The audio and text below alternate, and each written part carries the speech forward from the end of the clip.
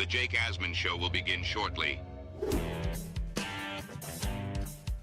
Thanks to all these great Patreon members who help support the show. Get your super chats ready. Jake will be here in just a moment.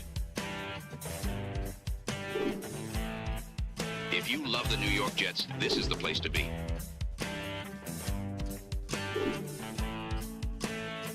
And now, the Jake Asman Show. It was ugly on Sunday, and I'm told the film is even uglier. Joe Blewett from Jet X is here to review the All-22 from the Jets and the Bills at MetLife. It's the Jake Asman Show. Let's hit it and get it started. We have to look at that.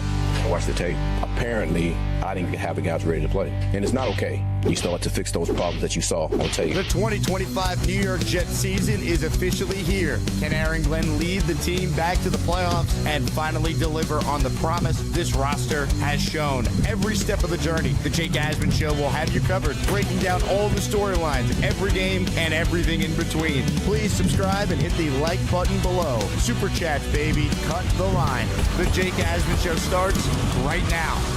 Here we go. Show number 2 on the day. A bunch of you have reached out about our Tampa takeover trip this weekend. All the information, including an entire tab dedicated to meetups and behind-the-scenes events, is available on my Discord, which you gain access to by going to patreon.com/Jake Asman Show. When you sign up for the year, you save 15%. Plus, you get all the bonus perks like your name in the intro, merch store discounts year-round, bonus shows, and a whole lot more. Let's say hello right now to a man who will do the impossible, break down the film from the Jets and the Bills debacle. Joe Blewett of JetX joins us now. Joe, man, what was worse after going through all the film, watching the game in real time or having to go back and then watch the coach's tape, as Aaron Glenn said he had to do on Sunday?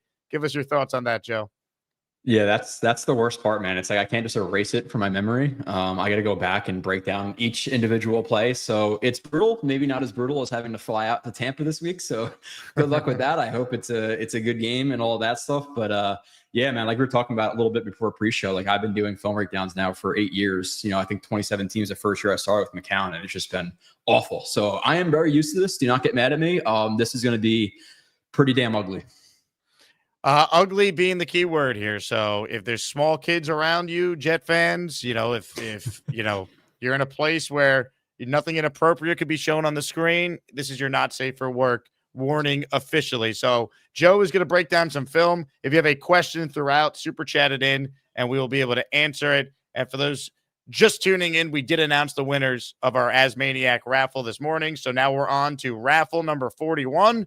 And I want to share our top prize in the raffle for this upcoming week is a signed Darrelle Revis football. Prize 2 is a signed Sauce Gardner football. And prize 3 is a signed Wayne Corbett football. Plus, at the end of the show, we will give away a Garrett Wilson jersey to one lucky Asaniac. So gift away for both the weekly and our daily prize at the end of the stream. All right, Joe, it's going to be ugly. Let's get into it now. You're going to screen share on your end, and we're just going to let it rip through a bunch of plays.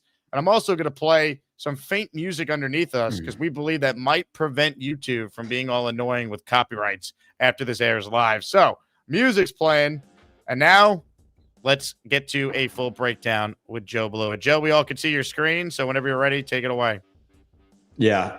So this is gonna be a little bit different. Like I typically like kind of run through each play and break it down like a little bit more nuanced. This one I'm gonna run through them so quickly just because of how many bad plays there were. So this one I'm going a little bit more quantity over quality, but I guess, you know, again, let's just start. And again, it's awful.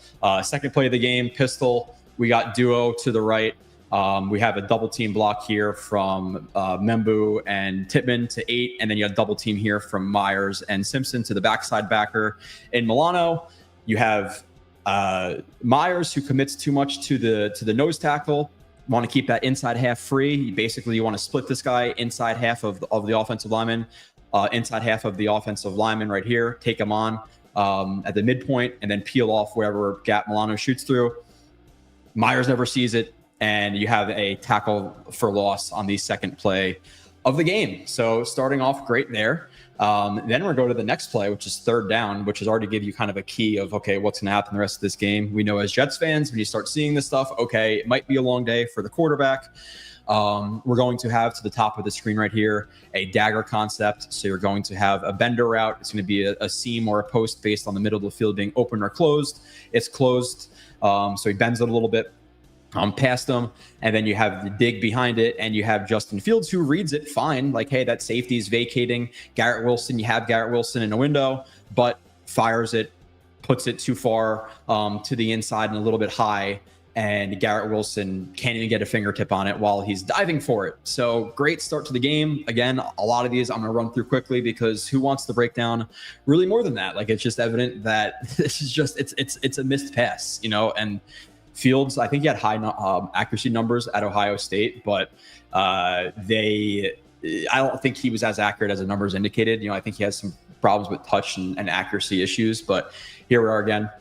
Allen, 40 yards, 3rd and 8. This is a frustrating one from Sherwood, who I've said before, I think he was paid for what they think he will be, not what he was. So he's overpaid a little bit based on the contract and numbers. But you got some simple football stuff here. 3rd and 8, quarterback who likes to move and will move and is one of the better running quarterbacks in the NFL. And it's simple here. We got two guys spiking inside.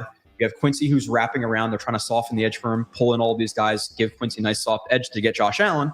You have Sherwood right here who's in man coverage on 26. He's actually in green dog. So that means that if 26 stays into block, he blitzes. If he runs out in a route, he matches him. So he stays into block. Sherwood then blitzes. The problem with the blitz is he's following the same kind of path that Quincy is. You have a lot of open grass here. He's got to be a little bit smarter on this play and realize that, hey, this is the escape avenue. Let me not follow where the blitz is already going. Let me either spy or take a different angle to make it harder on Josh Allen to escape. Runs himself right into a block, 40 yards. Like, this is simple football stuff that should not be happening. So mental miscue from Sherwood right there. That is beyond brutal in terms of the angle he tries to take to Josh Allen. You got Clemens falling down on the inside right there. Just terrible. You got Jermaine Johnson with a rush angle that's way too wide. You want to be more contained on Josh Allen. You got to start to take it a little bit more inside there. Takes it too vertical. Josh Allen, 40 yards, 3rd and 8. Again, Spidey senses are tingling at this point. This is not going to be a good game for the Jets. They get an intentional grounding, which they threw a little bit late. And at this point, I'm like, okay, 3rd and 19, force a field goal, all this stuff. But the Clemens penalty, which I just got to highlight a little bit, in pursuit, finds Allen. And the thing that really pisses me off about this is there's kind of 3 factors. One, Josh Allen's a superstar quarterback who's known to flop, right? That's the one thing. So you have to be aware of that pregame. 2, I'm pretty sure that this refereeing crew is a crew that consistently throws a lot of flags. And the Jets and other teams in the NFL are 1,000%. That's broken down to them pregame. There's a reason they're there for 12 hours a day, whatever it is. Like, they are broken down. Hey, these are the refs. These are what they like to call. Avoid this stuff. Superstar quarterback. And thirdly, you're a guy who commits penalties. They're going to be watching you. So 3 factors there on Clemens. And yeah, I know it's hard to let up, and we'll get into a little bit later with Aaron Glenn. But really, making excuses for the guy takes a step and a half. And then he tries, maybe he tries to line up a little bit, but I don't think so. Josh Allen flops, penalty, 3rd and 19. What are we doing? 3rd and 19. You just live to fight another down, forced a field goal. Nope, Clemens has to show his will and his impact and kill Josh Allen like that and lead the Bills to a field goal. Just beyond brutal. Please cut that guy. Glenn, stop making excuses for him. Be accountable like you preach that you're going to be accountable. But no. Excuses. Now, Joe, it's hard. Go ahead. Real quick, I'm noticing in the chat people are saying that the video has been choppy. I wasn't sure if it was a couple of isolated people or if you were just not letting the play run fully. I think I think the method we did last week might be the move to play each individual play, unless you tell me, we'll produce in real time. Were you playing the play fully and it was just lagging, or was there? No. I was dragging it. I was dragging on the bottom, so it might have been that I was dragging it. So I'll play them in full now. I'll play them a little bit more smoothly. Chat, just let Jake know because I can't see the screen. If it continues to be choppy, we'll change it up a little bit. But I'll play it a little bit differently now. Gotcha. And hopefully that works. Let's see. You're running it full right now? Yep, running it full right now. So hopefully it's not choppy. It looks like it's still choppy. Okay.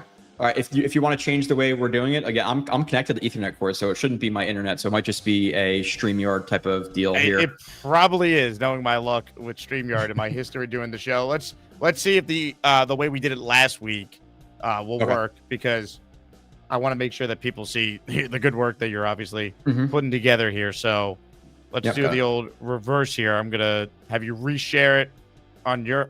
I knocked Joe off the air. Unbelievable. Tech issues, am I right? We're live producing this bad boy. We're going to get Joe back here shortly, and when we do, we will figure out exactly how to get these plays to run succinctly so you guys can see it. But even as he's kind of just giving you like the still shot images of the play, I mean, it's unreal. Honestly, the Clemens play looks even worse in slow motion, because you see just how far down the line he was out of the play for him to still hit Allen there on 3rd and 19 and have no situational awareness whatsoever is brutal, to say the least. Absolutely brutal.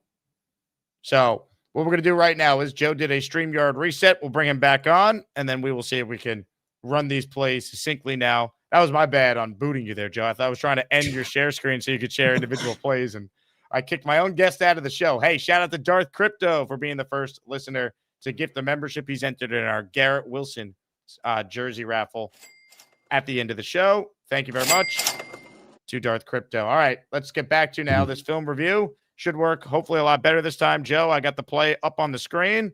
So there we go. That's definitely working better. So the floor is yours. Yeah, I got afraid I actually got replaced by Beast there for a second. I got kicked out. Okay. It lasted for a week and a quarter. You're out now.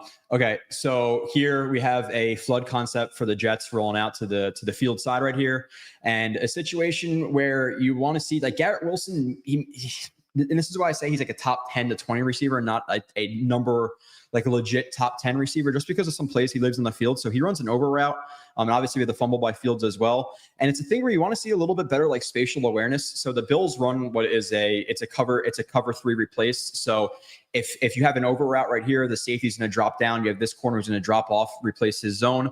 So he's going to be cut off. You have this guy roboting. So the defense does a good job here. But what I want to see Garrett Wilson do here is, instead of continuing the route into coverage, Justin Fields ends up looking at him, and he never sits the route down into the green grass. Watch Garrett Wilson, number 5 here on the 30-yard line. He just continues the route into coverage. Like, sit down and find some green grass for your quarterback. You'll see the other angle. Fields is looking at him, but he just continues the route. Now he's trying to make a play, steps up and through the pocket, and then you have the Bosa, hit on him. It's hard to try to make a play, all that stuff. You want better ball security, but not ideal, obviously, in the fumble. Second drive of the game, you just gave up a touchdown when it's supposed to be a field goal, and now you fumble the ball. And Jake, at this point, I know you know it was coming. I know what's coming. I know every Jets fan who's been a fan of this team knows it was coming after that play. It just pretty much locked it in that they were going to be losing that one. So next one, Bills score a field goal off of that drive. The Jets actually stop them.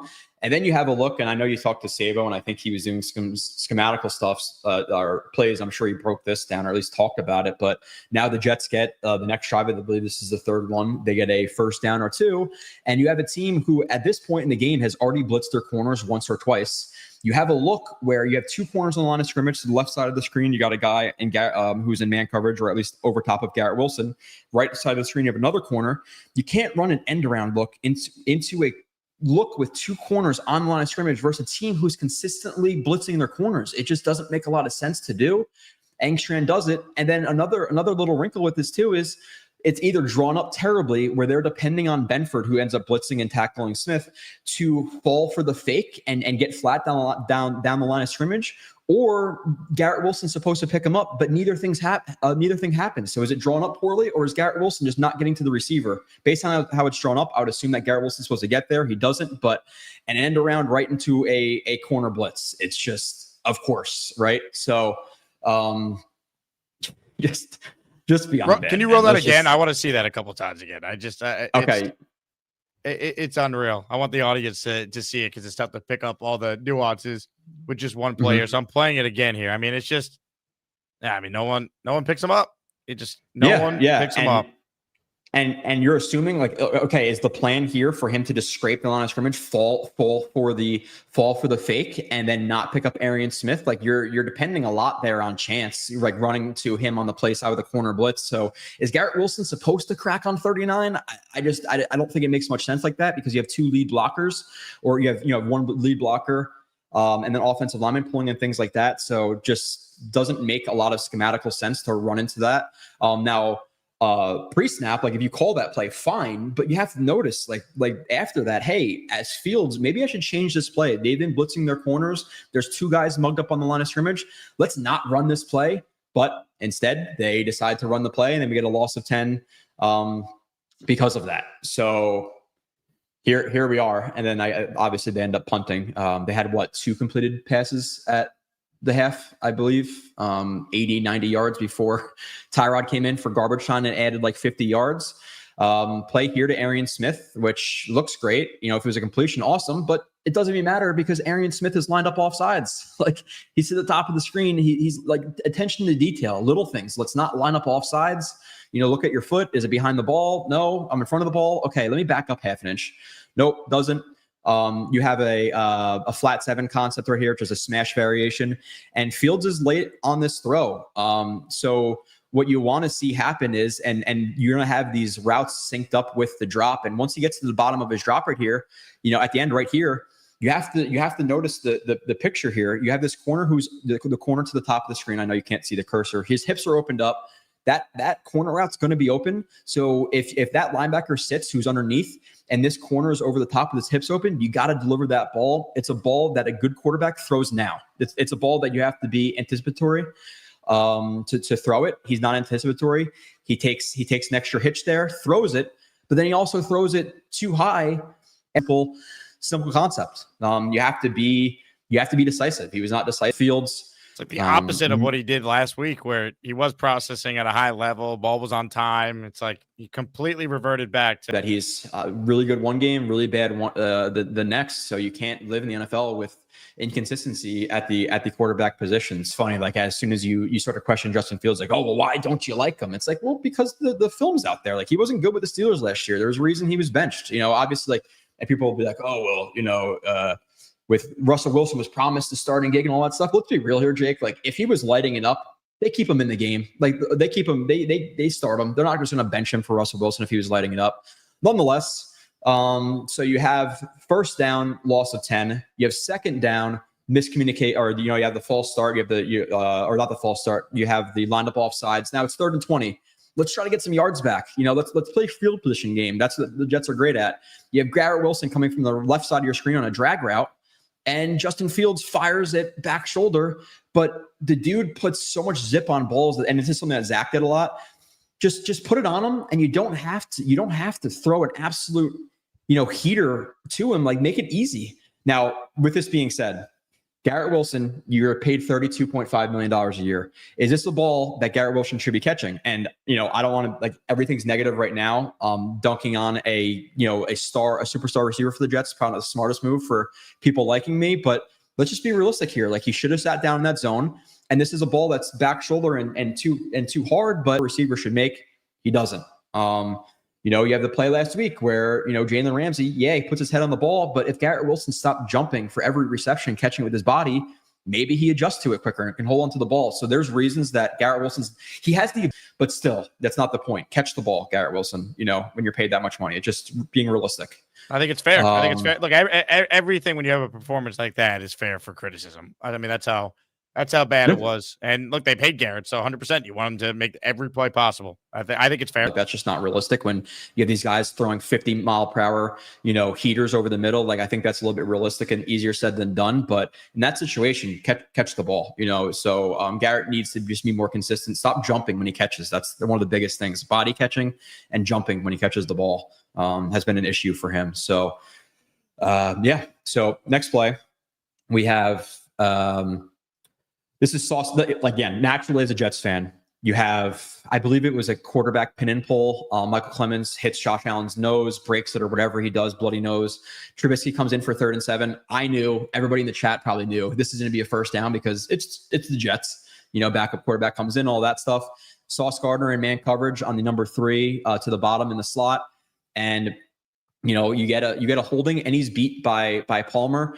And one thing I want to see with Sauce, and this is a little bit more of like a technicality with Sauce, I want to see him be more consistent with his base. And this was the one that's gonna be a little bit hard to break down in this way because I can't do it like frame by frame. But when you watch Sauce initially off the snap, watch how he jump splits, which is basically just like you're jumping into a wider stance pretty much at this point right here.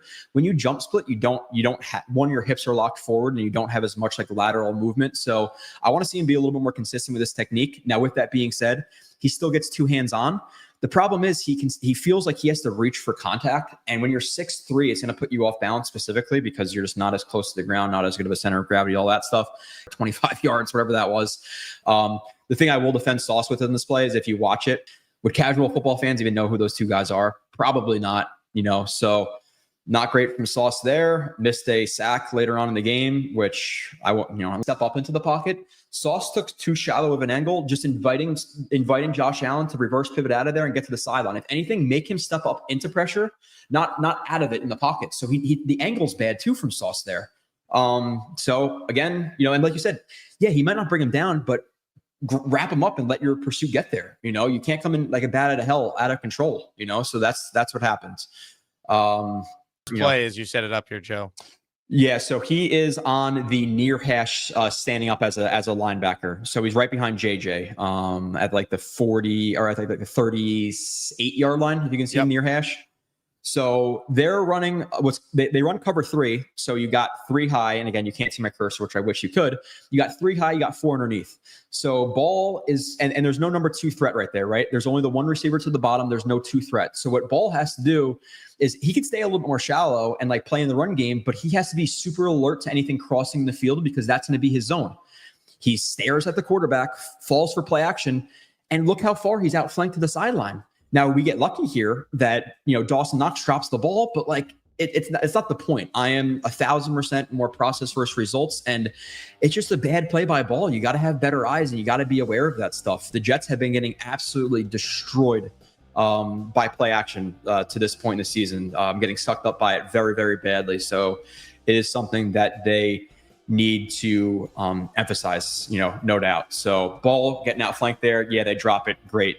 Again, process versus results. I'm not like, oh, they dropped it. Who cares? It's not the point. That would be a catch 99. Well, maybe not 99, 90 times out of 100. We were not going to rely on people dropping balls, and happened again with Ball late as well as Stevens, where they're just blowing coverages. I have to show that one later. I have to. I know it's past the first half, and by the way, people, this is all in the first half. All of these plays that I'm showing. So I have 17 blown plays in the first half, but I have to show the one later with cover 3 from him.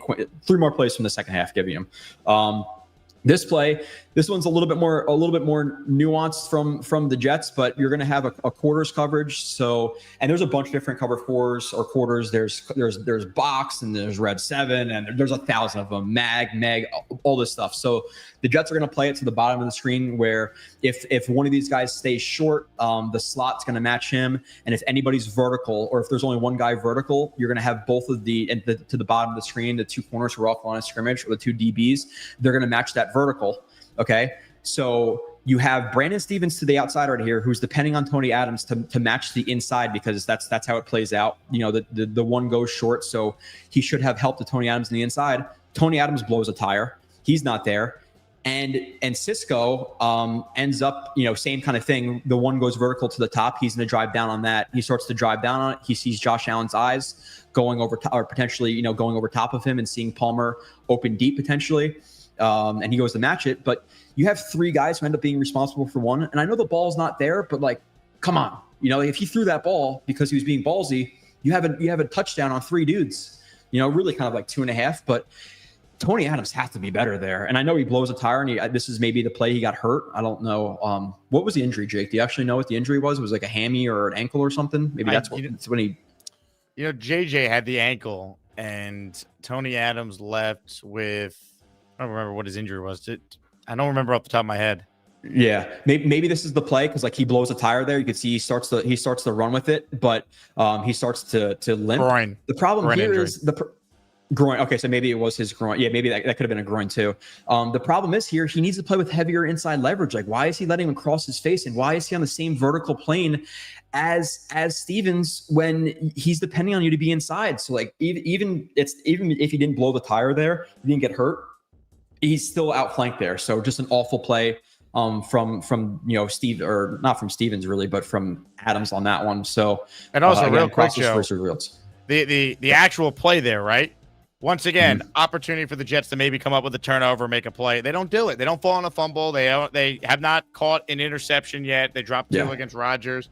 That's a play there where, the best defenses in the league, somehow they're in the right position to come up with that ball that's batted in the air, and Sauce comes down with it, or whoever's over there comes down with it. Yeah. JJ gets the PD. I didn't mention that because again, it's hard not to be negative now. But yeah, it's, how many times did the Jets not fall on a fumble? Now it does seem like the ball has magnets in it, and somehow the opposing team, it just bounces right into their arms. DK Metcalf bouncing between his thigh and his chest for that catch. Like it just happens, but they got to start making plays on the ball. Like it's got to happen. If you're a blitzing team, you're gonna give it big plays, but the way you compensate is you also force turnovers. So if you're gonna be a daring team, but not create turnovers, is it really worth it at that point? Like, so they got to get that, they got to get home, and they got to create turnovers, and 0 turnovers through 2 weeks, and they should have had at least 1 this week and 2 or 3 last week, but they can't capitalize, and that's the mark of a not good team at this point. Again, losing with the moral victory stuff. Who cares about week 1 now? Nobody. They're 0-2. We're not going to say that like, on Twitter. The fanboys will come after you and say, by the way, it's so funny you say that because I was thinking about this. Isn't it funny, right, that the same people who overhyped this team are now telling everyone else to be patient as they start 0-2 and got their doors blown off 30-3 through 3 quarters against a division rival? Yeah, and really, it could have been 50-3 if they wanted it to be. Listen, man. And I know Glenn's like, oh, instant coffee, whatever. You got to understand where the fan base has been. Like, I've been patient for 15 years. Like, I'm done. I'm done being patient. I don't need any more patience. I've shown plenty of it. So, and it's a thing where, listen, we didn't have high expectations this season. Like, we wanted them to be competitive, and like Glenn said, a team that we're proud of. I wasn't proud of this team. I wanted to see them be competitive. Division opponent in week 2, and you're showing lack of effort and getting blown out. Like, I didn't expect a lot, but I expected more than this. And we lowered the bar. Like, we're not even asking for a lot. 6 wins and competitive, and we're pissed off week 2. Guys talking about putting their head down and grinding and all this stuff. Like, it's September 16th, and we're talking about we have time to bounce. It feels like it's week 12 already with some of the quotes out there. So, my God, hopefully they deliver for you in Tampa, because 15 more weeks of this, people are just going to hate me, I guess. But we'll see. I gotta be honest to the film, and it was gross. So, brutal. Yep. Next play, Fields taking a sack. A play in which there's been time, and the Jets run this concept a lot where they're going to have a in route, a bang 8 from the bottom of the screen from Garrett Wilson here, and you're going to have a flat from the tight end, or whether it be receiver, tight end, or whatever it is, and Fields, he's fit balls in between linebackers. You have both Bosa, who takes the out route, and you have the corner who sits on it and passes off Garrett to, I'm assuming it's supposed to be Bosa. If he goes into the flat, I'm assuming it's the corner, and Bosa is supposed to take the number 2.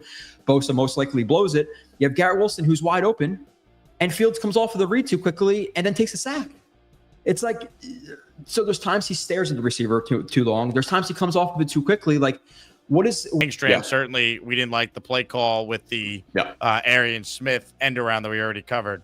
But overall, was it a lot more of just what you saw there on that play from Fields, where he didn't make the right read, or there were guys open and he didn't see it, or there's something, or were the actual play calls Hackett for this game? What kind of give us the breakdown on? We know it was bad, but is it more on the quarterback, or was the play caller, who we all loved after one game, did he have an awful game too?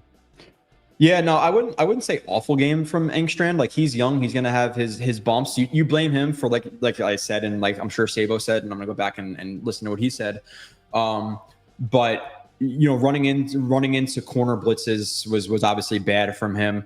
But I think the most part, it was Fields being bad. We saw multiple tip it off. So I would like to see Engstrand adjust a little bit with that. But I think 75-80% of the problem was Justin Fields just being grossly inaccurate and skipping first reads and just being flat out terrible. There's again, and I want him to work out. There's a reason I said in the offseason there's probably a 5 to 10% chance he works out, and these are the type of reasons.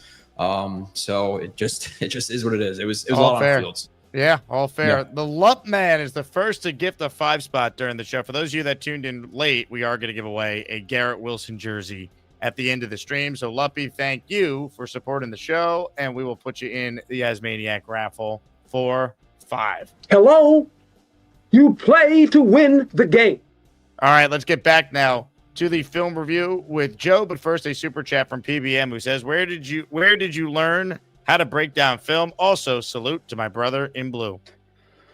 Really, it was like a lot of like online clinics, attending them, watching Jim McNally breakdowns and corner breakdowns, and doing shows with Marcus Coleman, Eric McMillan, learning film and stuff like that. So a lot of it was self-taught and like going to clinics and watching that.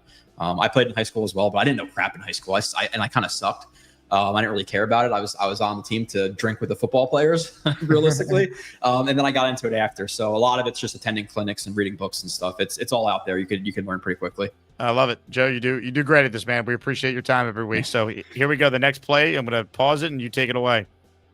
Yeah. So like I put it on Twitter, I don't know what's good in this play. Like I'm gonna have to recap it like 3 times just to show all the bad here. So we'll start with McGregor, who is lined up over the tight end to the left side of your screen. He's a 6 tech, leans for contact, not a good base. Gets mollywhopped by 2 tight ends, giving Cook, not Dalvin Cook, James Cook a big cutback lane. So not a good play from him. We got Leonard Taylor to his inside, to his right, who comes into a combo block straight up, not taking on with proper technique. And again, I talk about it more in the film reviews, but this is not good technique. He's standing straight up into it. You really want to reduce your half from at least one of those guys. He gets blown off the ball, over pursues, gets pushed out of the play. Again, a wide open cutback lane. And then at this point, Quincy's in a tough spot, still a little bit of over pursuit, gets a hand on Cook. He misses. And then to your left side of your screen, you see ball engaged with, I don't know if it's Kincaid or Knox here. He over pursues as well, over the top. You got Brandon Stevens, who comes in late. I'll rewind it just a little bit. Brandon Stevens to the left side of your screen, number 21, comes in late, over the top. You got 2 guys who completely whiff. People have been very critical of you for a good reason. At least show high effort. Week 2 of the season. At this point, it was 13-0, right? This made it 20-0, I believe. You're still kind of in the game. Like it's possible to get back in the game. Again, a team you're proud of at the minimum. Give effort. Like this is faster than him. What if he's gassed? Like you never know. And even just to show it on film, like just put it out there, over pursues, takes on the combo with terrible technique. Stevens loafs it, takes a terrible angle. Like just, what is that? 5 out of 11 guys just play that brutally bad. Next, it's like, look how he's showing blitz. Like he's showing you blitz. Look at Trey White. He's barely even looking at Lazard. Like, what are we doing, Fields, pre-snap on that one? So adjust the play, doesn't. Loss of 5. Like we're just giving the game to the Bills. So and he's not a rookie. He's in his 5th year. Like he has autonomy to change it, or just even if he checked out of it to play action and just ran off the play action on the boot on the other side, it would have been wide open based on what the coverage looked like, at least from that angle. Yeah. But nope. We're just not going to change the play and run right into a corner blitz. This is another one. So. Okay, so I'll pause it here.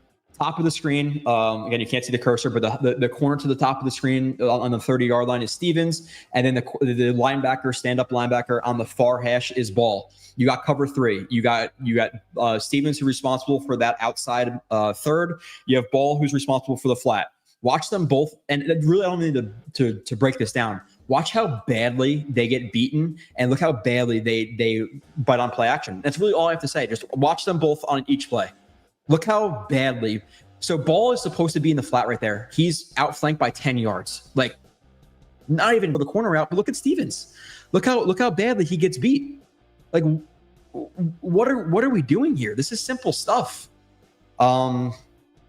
Easy pitch and catch for a first down for the Bills, because you can't really, it's not even a blown defense. It's just playing it with just absolutely abysmal eyes on that one. Can't run this type of cover 4 quarters with this blitz. Like run a Meg, which is one of the corners will be locked on in man coverage. Basically, it's man everywhere you go.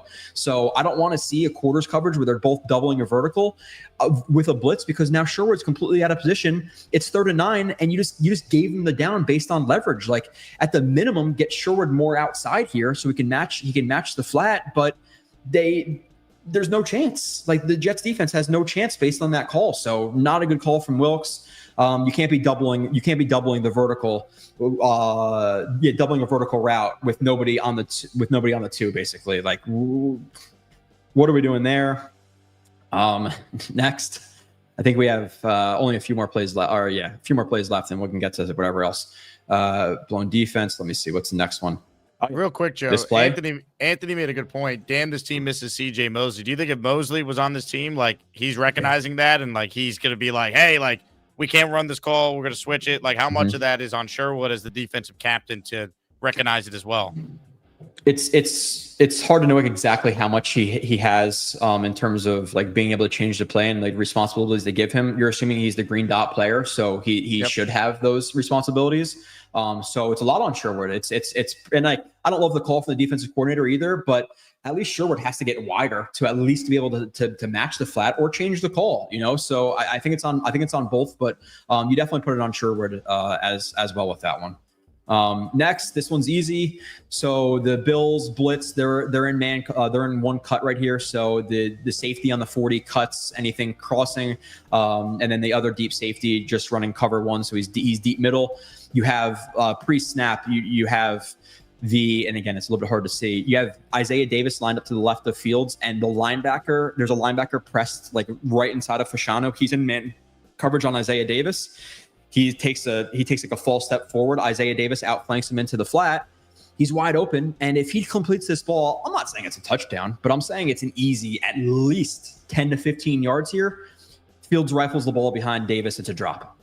Easy pitch and catch stuff. Like I see guys make these throws 12 meters deep in the parking lot. I do. Like this is not that hard of a throw in the NFL. Drops it again, puts a heater on him. And at this point, it's probably over the game, but this is still in the first half. Like I think it's maybe 20-3 at this point or whatever it was. I don't even know. Catch it, but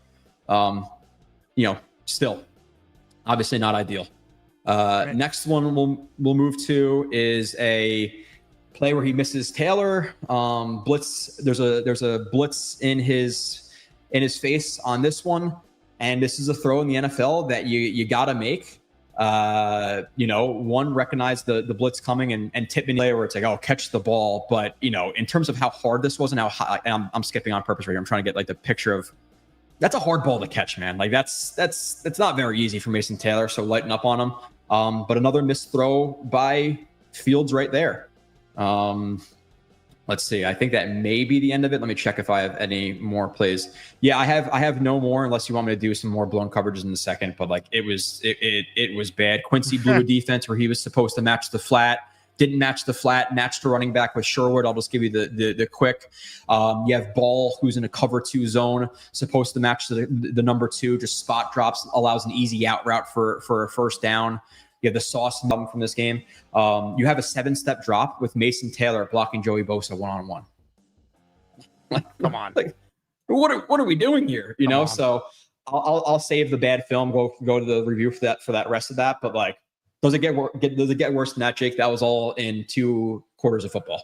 It's just horrible. I mean, that's how you get your doors blown off. Let me ask you this, Joe, like thinking ahead. I want to see, like, when they're blitzing, I want to see their quarter rules change a little bit, because I saw that at least 3 or 4 times where they took advantage of the one guy going deep. Because, like, versus the Jets right now, if there's going to be their quarter rules, I'm going to put two receivers to one side with a running back, make one guy run vertical, put the 2 out in a route, and then run the running back into the flat and even easy pitch and catch. So I want to see a little bit of quarter calls change. I want to see more disguising from the defense. Like and I think Romo mentioned on broadcast, but like cover 4 looks like cover 4, 3 looks like 3, man looks like man. There's no rotation. They're not disguising stuff, which they're already blowing defenses. So if you start to roll coverage and disguise stuff, maybe they blow more. So that's a concern. And then I would say get Ball out of there. Like for the third thing, get Ball out of there. put a big nickel in there. Isaiah Oliver. I don't know if Tony Adams can be healthy and Malachi Moore can do it, whoever it is, but Ball cannot be in on every type of coverage play because he is beyond brutal in coverage. Just getting absolutely, taken advantage of. So yeah, disguise, the Ball thing. And then I would say, teach him a little bit about play action. You don't have to bite so freaking hard. So yeah, 3 or 4 things there that I would do immediately to hopefully help out the defense.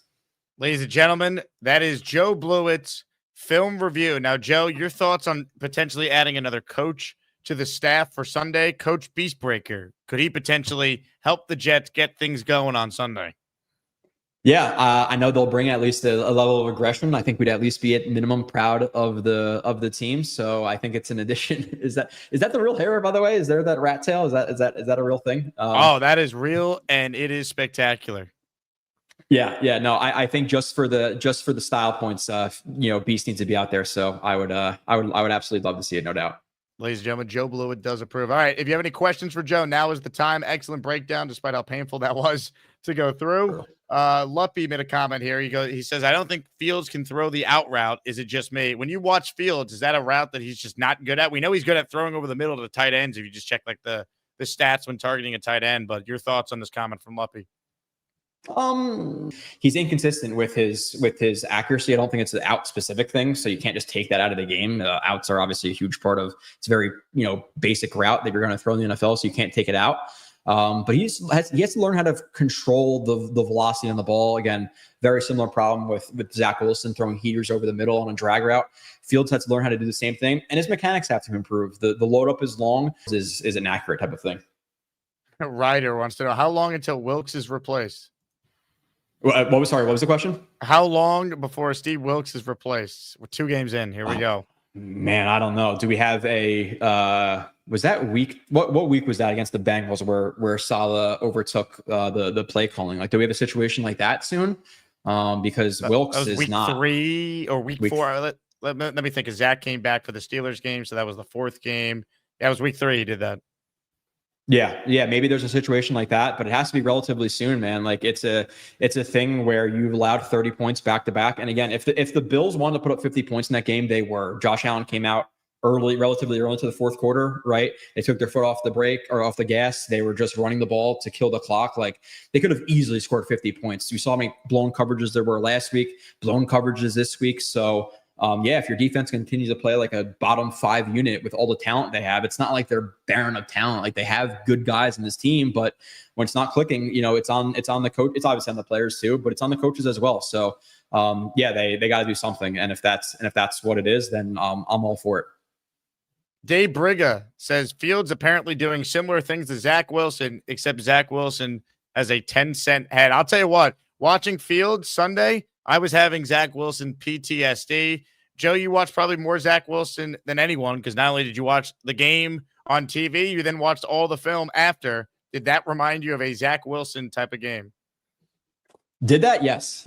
No doubt, man. Like missing throws behind, missing throws over guys' head, missing reads. Like it reminds me of Zach Wilson. It reminds me of Tim Boyle. It reminds me of Strevler. It reminds me of Simeon. Like it was no different other than the fact that he's athletic and can run. The actual quarterbacking was gross. So Zach Wilson flashbacks to the max with that one. It was obviously, you can't really get worse than that game.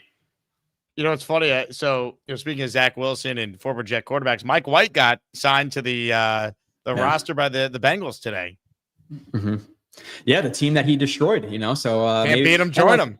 I feel bad for Burrow too, because he seems like a good dude, a really good quarterback. But this is like 4 major injuries in like 7 or 8 years he's been in the NFL, right? So best abilities, availability. They're 2-0, and I think they're playing Carson Wentz next week, so maybe they could win.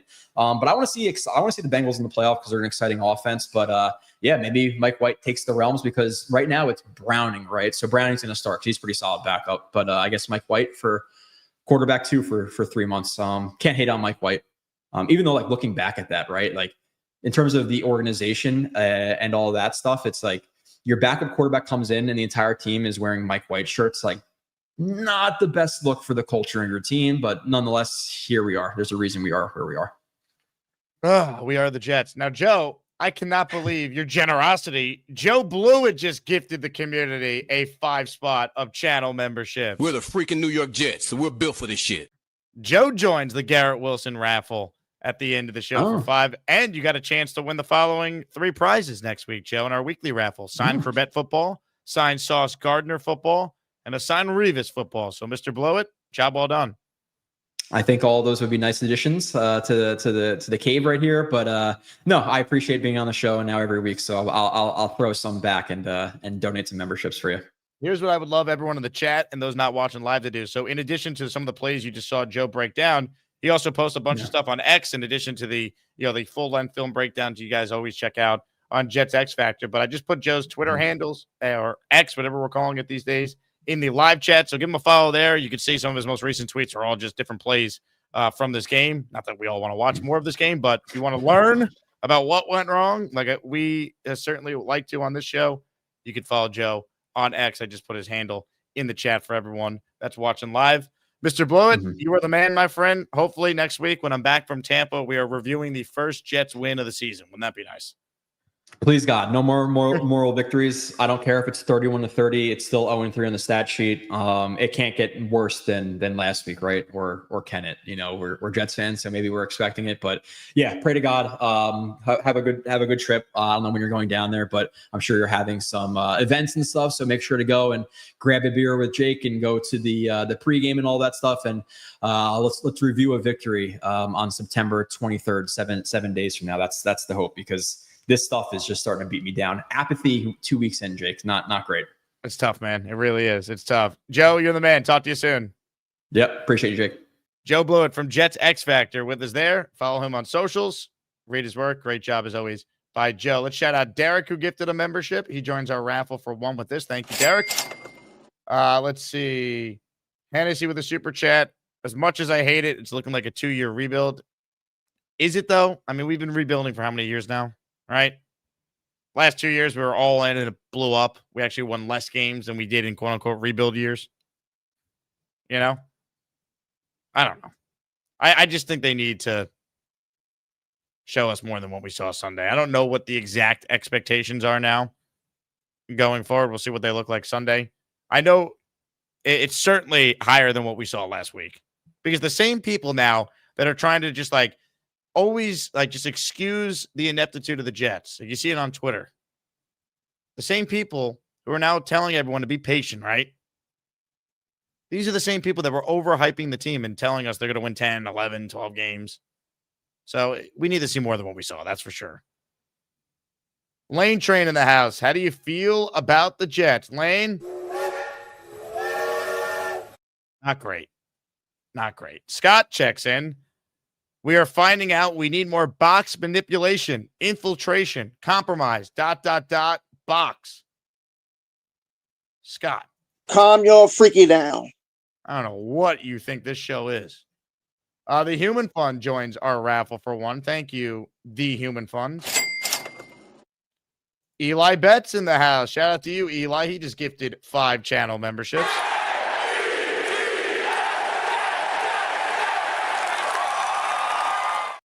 Tremendous. All right, let's get to more of your calls here. Load them up. Gusbuster Umbrella Hotline. Before we do that, let me talk about today's sponsor on the show.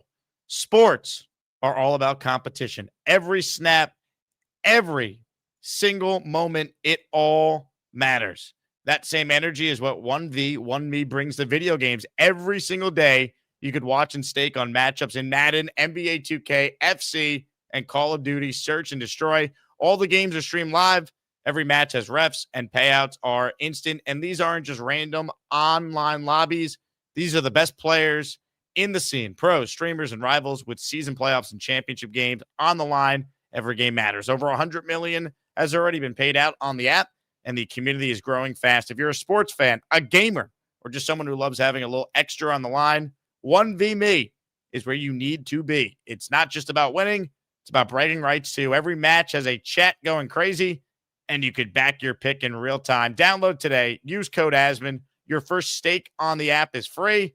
That's code Asman for a risk-free first stake. Shout out to 1v.me, 1v1me for being a sponsor of our show. All right, to the phone calls we now go. His call yesterday was done in under 5 seconds. Will this one be longer? Australian Jets fan, go ahead. Yes, it will be longer today. So I just wanted to say that, like when you look at good teams, when they put out a bad performance, they respond the next week. And obviously from what we've seen, the Jets aren't a good team. But, if Aaron Glenn is actually something and he's not all talk, the Jets will come out this Sunday and actually do something. Obviously, ideally, it's a win. And if they win, then I guess he'll have earned some of my belief back. If they at least put up a fight, although I won't be happy, it'll be like, oh well. But if the Jets come out and perform like they do last week, then I reckon that they need to put a line through Aaron Glenn. The guy's all talk. He's talking all this and that, and we're just looking even worse than we did last year. I agree. I like, yeah, but I don't know if we can feel good about it. But to your point, they better give us a lot more than what we saw last week. I mean, they got to go out there, no more victories, but at the bare minimum, you can't have another performance like that after you just got your doors blown off. Like now you have to show us something if you're Aaron Glenn. Ideally you win, but the bare minimum, you got to go out there and compete, man. The Bucs have played 2 tight games where they were trailing with a few minutes to go and had to come back and win. Like, they're not going to blow you out. They shouldn't blow you out. They're going to be playing on a short week. They have some big injuries to both sides of the ball there. They just lost one of their stud pass rushers for the season, unfortunately, earlier today. Like, the Jets got to get this done, man. I mean, no moral victories. Find a way to win the damn game. I couldn't agree. I couldn't agree anymore. I think, the whole moral victory thing is a load of crap. That's like the biggest load of crap. There's no such thing as a moral victory. It's an excuse. A moral victory is an excuse. And Steve Wilkes, he's on thin ice. If the defense turn out absolutely horrible, then something has to be done about him. It's tough to argue with that one. Any other thoughts? Like I said yesterday, go Jets. That was your shortest call yesterday. Well, like I like to. I'm a big fan of the show. If I like to call in, and then sometimes if I happen on air and I don't really have much to say, I still make the effort. That's the point. I like it. Now, you make big time efforts. There's no doubt.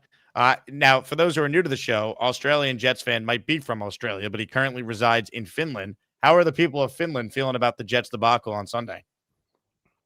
I didn't even talk about it. In fact, they demoralized demoralized me so much that I need to go back to Australia for my mental health. The Jets, ruined everything for me so much. Well, it's probably easier to follow the Jets in Finland than Australia now. Yeah, I mean, last year it was easier there because we had so many primetime games. But, now that every game is pretty much on a Sunday, 1:00 in America, the games are at like 8 p.m. here. But right now in Australia, they're at 3 a.m. But the annoying thing is that I can't watch any primetime games here because they're all in the middle of the night. Well, you set an alarm and wake up. Yeah, but I mean, like, if it's not the Jets, I can't really be bothered. Oh, I see what you're setting an saying. alarm and waking up. Yeah, if it's the Jets, I watch every Jets game I can.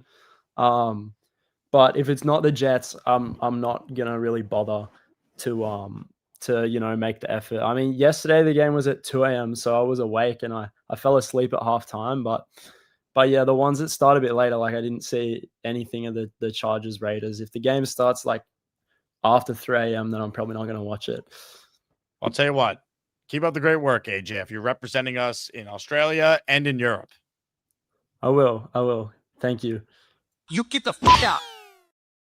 AJF came all the way from Finland to be at our draft party in the city back in April. Good dude, for those who were there. A couple of comments / super chats to address, and we have a who's who on the call line right now, so this will be fun. Ryad writes in, weeks 1 and 2 felt like Salah's team. No sustained success, unprepared, and poor decision-making. Why am I supposed to believe this is any different? Well, people took it literally on Twitter when we jokingly showed the Aaron Salah photo. So once again, I'm going to jokingly show this photo. This is not me saying that I think Aaron Glenn is going to be Robert Saleh, but it is me saying that, yeah, Ryad's point is spot on. It felt very Saleh-esque or Obrick-esque or Gase-esque or Bowles-esque with that performance last Sunday. We've seen that exact game. 100%. And that's why if Aaron Glenn's different, go win Sunday. Change the narrative. Come back to that Cowboy game in week 5, 2-2. Beat the Bucs. Beat a Dolphins team that feels like they got a lot of problems right now that could be reeling. Come back 2-2 and let's start the season. Let's go. Let's see it.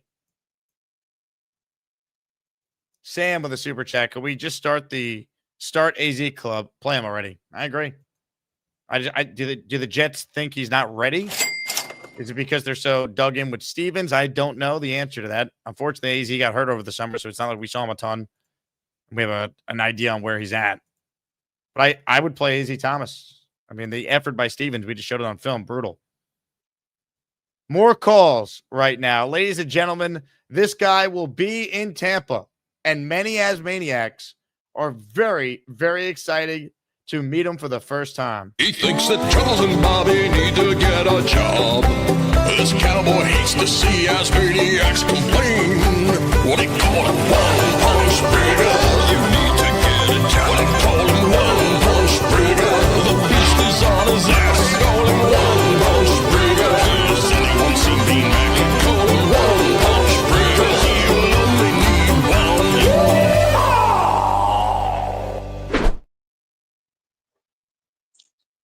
Jake, hello, how are you? Dave, I'm doing fantastic. Love the Wegmans hat as well. Well, I just got out of work, so I just had the hat on. So don't pay. Kudos to Joe Blewett enduring that review. That's probably one of the most disgraceful games I've ever seen as a Jet fan. That was an ultimate disgrace. Just no guts, nothing. I don't know what to say at this point. I made that comment about seeing Zach Wilson too. It really appears that way. I'll tell you that much. I don't know. I had hopes we would at least get a victory going down to Tampa. I mean, it's going to be. I hope they just be competitive. Just all we're asking for. Can they be competitive? Can they be competitive? This is just awful. This is beyond description. I don't. Everybody's made. There's no more comments that you can make about this stuff. It really isn't. I mean, you just got to play. I mean, it's just a total disaster so far. I'm discouraged. They got to win. That's it, Dave. They got to find a way to win. You know what? I've seen a lot of things through the years with this. We thought we were starting off with some kind of discipline. You get that idiot Clemens. The best thing he could have done Sunday is get thrown out of the game. He should have tanned that Elijah Moore's rear end. He should have made an example. And that's about the only thing he'd be good for. Give that guy an understanding that whatever he's doing, he was disrespecting us. So Clemens could have got thrown out of the game at the same time. That guy's useless. We have to see him. We saw Gibson. Adams. I mean, the list is long here. These guys that they kept. I don't know. If that defense is just atrocious. It's just like you can't make it up. You can't make it up the way they play. I mean, that Stevens not even make an attempt to make a tackle. I mean, come on. I hope Glenn took that guy in the woodshed for that deal. He's all talk here. We're getting no production whatsoever. No guts. That's no guts. You do something like that. I don't know.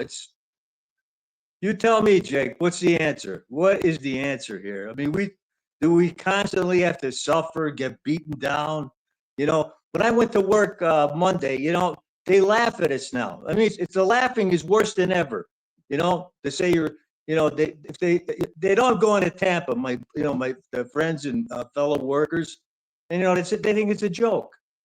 I said the only thing we go is to have our camaraderie with with our group. That's it. I mean, we pretty much live for each other here. With this Jets realm, if we had to depend on the team, we'd be dead. Yeah, it's true. I mean, look, honestly, the only thing I can tell you, Dave, is it's 2 games in. It is a new regime. Glenn's not responsible for a 15-year playoff drought. He just got here, but They got to win, man. He's not going to get the benefit of the doubt from fans when you have performances like that. If they were competitive and lost, I think we'd be upset, but we'd understand it. They're playing a team that right now, I checked before the show, had the best betting odds to win the Super Bowl. Like, the Bills are legit. We know this. But it's how they played that is very discouraging. And let's see if they truly have a coach, a real leader. Let's see how they bounce back Sunday when we're in the building together watching it in Tampa. I hope so. You know, Mike Evans is one of my favorite receivers. I'm just going to enjoy seeing a real receiver, as we see. I hope he doesn't kill us, but I mean, he's a tremendous player. I mean, I like Tampa. I mean, if I didn't have another team, I would pick Tampa, you know? So I'm glad we're seeing that game, but I don't want them to beat us. Don't get me wrong. I'm not one of these guys like Bobby that has two teams, you know? But hopefully we can get a victory. Hopefully we get a we have to wait. You know what? We have to pull up the victory. I think that's the only way. We're going to be in that whole section. Maybe we're the only ones that could do it. That's right. Maybe, you know, I don't know. We're going to rally the Jets to glory, Dave. It's going to happen. Yeah, but it's going to be a great time. We're going to all meet up. You know, these meetups seem great. Weather seems good. No hurricanes. I was praying for that, you know. So we're free of that because this is hurricane season we're in. And, you know, weather looks good. It's going to be a little hot, but I enjoy the hot weather. I'd rather be hot than cold, you know, in this stage of life. But let's see. Let's just hope for the best. I guess Taylor's going to play, right? Tyrod Taylor. That's pretty much it. Most likely. We'll have a better idea, I think, tomorrow when we get an injury update. Well, maybe for this game, that'll be a good thing. You know, we have to get a victory here to start something off. You know, we have to get a good feeling. I mean, we can't go 0-3. We just can't. We can't go 0-3.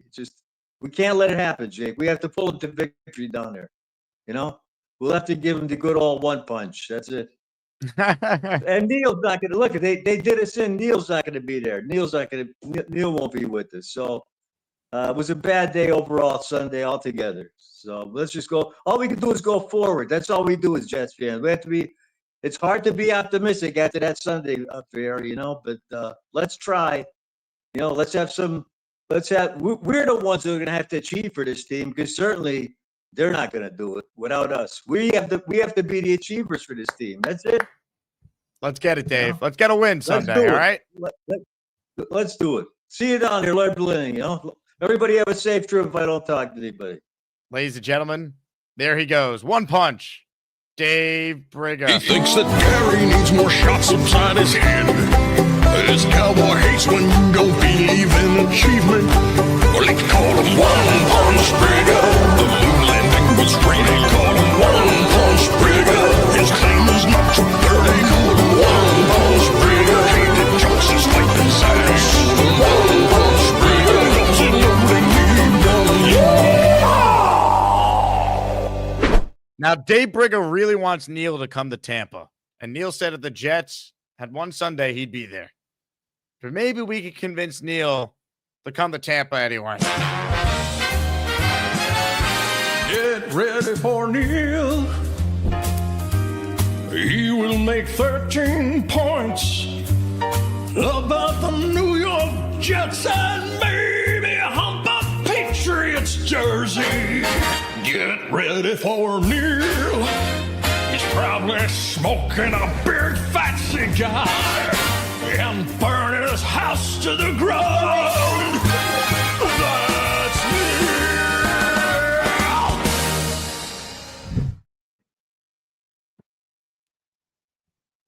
The Brigger, the one punch. I'll be there in spirit, fellas. I will be there. We want you in person. Be there in spirit. Look, we all, after watching that tape, oh my God, this guy Joe Blewett is really cool. I like him. You know, he tells it like it is. I like that. You know what we have to realize, and I'm not going to say anything about the fact that, you know, this is why we wanted to keep Aaron Rodgers and all the other bullshit. I'm not going to be Allen here and a Monday morning quarterback. Okay. But let me tell you something. Aaron Rodgers, interestingly enough, while he was a Jet, had a lower QBR just last year against the Buffalo Bills. 1.0. Did you know that, Jake? Did you know that fact? I did. I saw that stat. That was the game in Buffalo last year. They lost 40-0. Now, what did they do the week after that game? Did they play well that week after that game? I'm interested to know what happened after that game. That was week 17. He came back in the Miami game and threw 4 touchdowns, right? That was week 18. He did. So are you predicting that Justin Fields will lead or Tyrod Taylor will lead 4 scoring drives? I think we're going to have 4 touchdowns on Sunday. Now, there was one other quarterback that also had the same QBR that we also watched. I was at the game, like I always go to all the games and see the 1.0 QBRs. I happened to be next to Fireman Ed, who was not very vocal.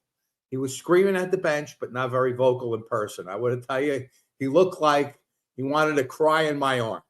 Can you blame him? Can you blame him? No. Week 7, 2019, Sam Darnold, 1.1 QBR. Now look at Sammy Boy. You're looking pretty good now, right, guys? We don't have years, though. We need to win Sunday. I know. Listen, I have to think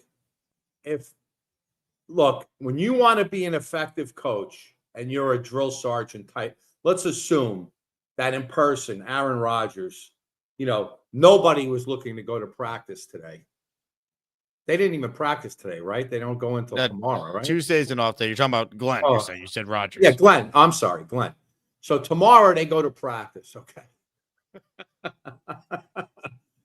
They don't want to be facing Aaron Glenn. I don't assume that him and look, Wilkes doesn't look like a really easygoing guy either.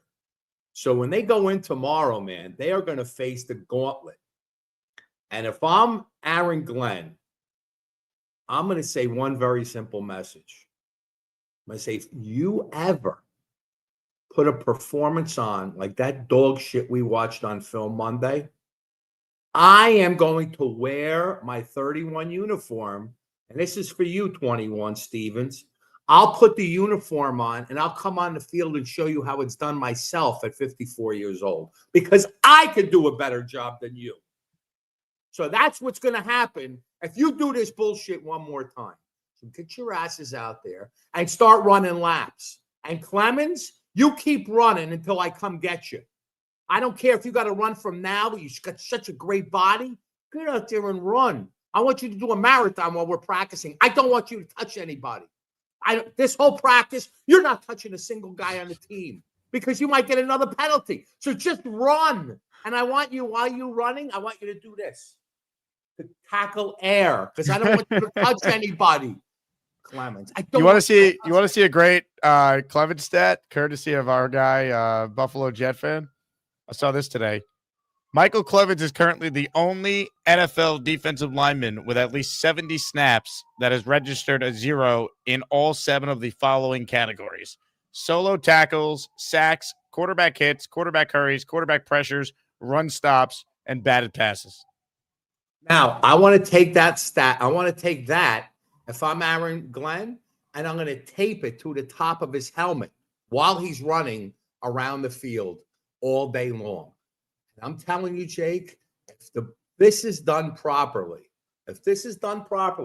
look, we know what happens when we get moral victories. We suck, right? The next week, it didn't really help us, that moral victory, did it? Now, with this embarrassment that we displayed on Sunday, in front of a home crowd of hungry Jet fans with a bunch of Buffalo Bill pigs. They're disgusting, these people. These Buffalo Bill fans are disgusting. After that display, there's no way we're coming out Sunday in Tampa with the Brigmeister and all the Jet guys coming out there. Is Fireman going to be there? He's going to be there, right? He will be there, yep. No way you're going to lose that game. I was in Tampa. We were getting our asses kicked. We had one of the biggest comebacks. It was one of the best road games I ever went to. And let me tell you something. I know David is talking about the weather. It rained pregame so hard, literally fountains of water were coming out from the top of the stadium. The field had this much water on it. And they were all warming up, and you couldn't even see the players from the stands. By the time kickoff happened, it looked like it never rained. So you're going to have a great time, everybody. You're going to have a great Saturday night. Looks like Tampa's the best place to watch a game. I mean, pregame. You know, a lot of things and activities to do, if you know what I mean, besides the parties with Jake. I've been with you in Vegas, so I know exactly what you mean. So you'll have a good time. I'm excited for everybody, and I can't wait to get on the pregame. You're going to have your pregame with a bunch of Asmaniacs somewhere, or what? Are you guys all staying at the same place? We are. A lot of us are in the same hotel that they used my discount that we had over the summer for this, for sure. So I'm assuming you're going to line up somewhere in the lobby, and we're going to see a whole bunch of happy, excited, drunk Jet fans with the Brigga, right? Yeah, that's what's going to happen. I'm not going to go live Sunday morning. I don't think I'm going to go live for the post game. I might do something though Saturday and check the Discord. We're going to post a bunch of stuff behind the scenes for everyone to follow along all weekend. So Sunday after the game, I anticipate a lot of excited people. Purple Belt. If they win, if they win, I'll try and do the post game show from like the lobby if I can get decent internet so we can get a ton of Jet fans on. Yep. You got to do the post game by yourself. You got to do it with everybody there and let. If they win, if they lose, they're gonna win. They're gonna win. You're the kiss of death. They're gonna win. Yeah. Where were you Sunday at L5? We hump the uniform, jump out the window. There's nothing I haven't done in my lifetime. I thought my brother was a jinx, and I told him to stay home. He stayed home for a full season. They sucked last year. I tell this one, I tell me, I don't do this. I bet them they lose. I don't bet them they lose. It doesn't matter what we do. Effing suck no matter what. So take that out of the equation. I want us to win on Sunday for all the guys that are putting up the effort and coming to the thing. I went to enough of these things. I was in Vegas with you. I was in Dallas with you. I was everywhere, and I'm just worn out right now. And my mother-in-law's on alert. So my dinner is being served. I heard Michelle yell. She's cooking me a beautiful dinner. I will talk to everybody later. Ladies and gentlemen, there he goes. One of the all-time greats.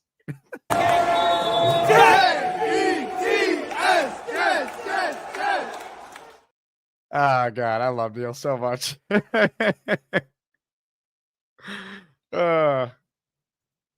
He's like, I've tried everything, but they're winning Sunday somehow. It's amazing. Neil's already convinced for winning Sunday on Tuesday. That might be a record time for Neil to already have the Jets winning after that demoralizing of a loss since I've been doing the show. Amazing. Couple super chats, and then we'll get back to the calls here. Mickey says, I don't get what Glenn and Muji's plan is. They're not rebuilding or retooling. They're just running out the field a worse version of last year's team. Look, the roster might be a worse version of last year's team. I think it's to be determined. They're hoping the coaching can elevate some guys. So far, defensively, some of the guys that we're counting on have been terrible. So that, to me, is a problem and a poor reflection of the defensive coaching. I think they determined they were moving on from Rodgers, and Fields was the best of any guy that had potential upside. I don't think they expected a playoff year. I think they expected to be in the mix, in the hunt, right? I think the start is disappointing for them. And they're trying to determine who's going to be here and who's not after this year. And the biggest question they're trying to determine is, do we have our quarterback of the future or not? More likely the answer is no, so get ready to be drafting a quarterback and debate which one all offseason. Robin Boy wonders, Bills crush fish, Tua hurt, Zach plays the Jets. Book. I mean, look, didn't Tua get hurt against the Bills last year on Thursday Night Football? That game was in Miami, though. This week it's in Buffalo. Look, I mean, anytime Tua plays, there's a chance he can get hurt. His whole career is injuries. If the Jets played Zach Wilson on Monday Night Football and lost, that might be the end of me. That might be it. We'll see if that happens. Spencer Green says, here's what we do, Brigga. Be like Gary when he goes against you. Or elect to kick ass. Spencer, you're in the raffle for 2. Mike Perez says, Jake, what do you think about us picking up Stephon Gilmore? Tampa's going to be painted green. 10 of my Amtrak coworkers will be in the building. LFG. There's going to be a lot of Jet fans there, man. A lot. I could already tell you that from talking to my listeners and talking with the Tampa Jet fan club, the entire corner of the end zone is going to be green. We got Jet fans in all 3 levels. Right next to that damn pirate ship. If Neil was coming to Tampa, we'd make him have to go on the pirate ship. And it's going to be nuts. I'm excited. The pregame will be great, though, too. The night before party will be great. For those who want more Tampa info, if you're coming, I posted an entire separate video breaking down everything we got going on. But we're going to make Baker Mayfield and Todd Bowles walk the damn plank on Sunday, right? Or the Jets will probably lose, and I'll be angry about it, and the show will continue. More of your calls right now. I want to give everyone a proper warning before we bring on this next caller, because many of you don't like him. And earlier, he was already bountied. Ladies and gentlemen, 6 rings. Hello, guys. This weekend, Sauce, he's going to have the best game of the season. I think he's going to have that game where he lures you guys back in. And the season isn't done. At 0-2, you guys fight, win. It's not done. Teams have gone 1-3, 0-2, and won Super Bowls. That's all I wanted to say.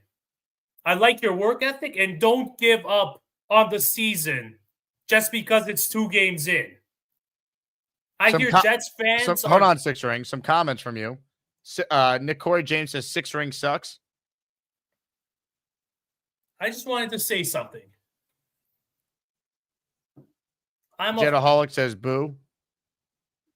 It's okay. I'm trying to have a real conversation this time.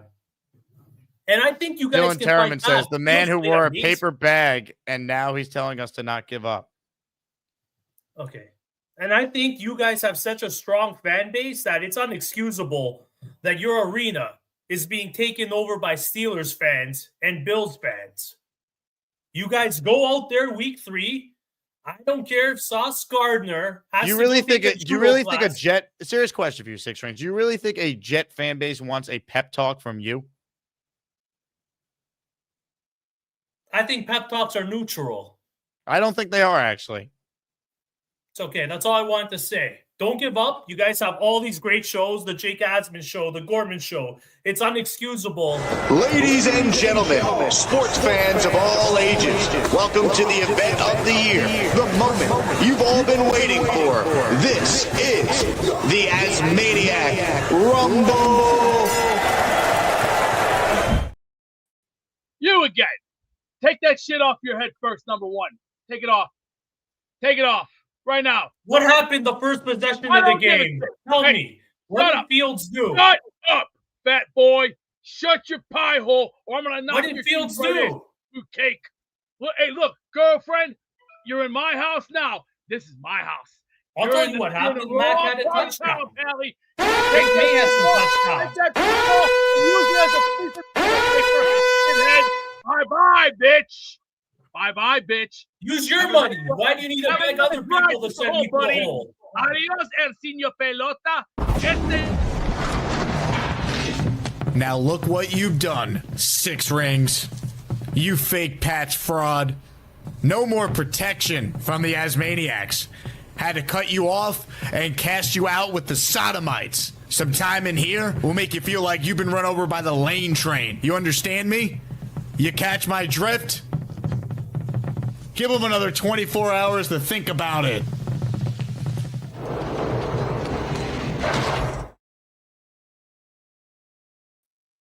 What a moment, huh? Hold on. I'm not holding myself here. What a moment in time. A lot of things to really break down after that one. Beast calling someone else fat boy is hilarious. All-time irony. Also, do we remember when Beast used to be afraid of the sirens? Dominic writes in, 6 rings makes a solid point, though. Beast didn't even watch the game. Yeah, I mean, look, that's a tough thing for Beast to get up at, to really escape from, no doubt. Man said he was doing laundry, he admitted, so I get it. I still will take Beast over 6 rings, though.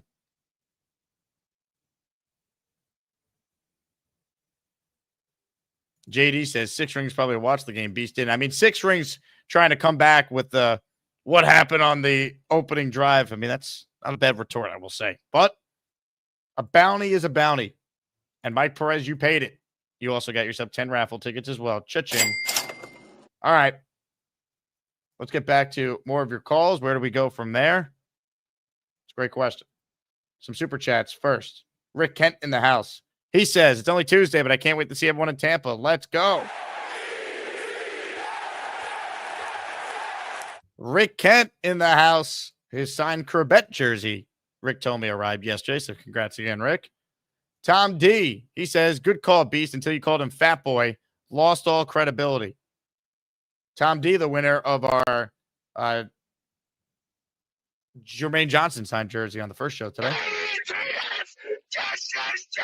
Spencer Green says, get his ass, you big bastard Beast. Let's go. Get your big ass up and show us what you do to Six Rings in person. Spencer, thank you. Mickey writes in, who's watched more Jets games, Beast or Six Rings? Look, we got to allow Beast to address all these accusations that he doesn't watch any games. Ladies and gentlemen, let's hear from the man himself.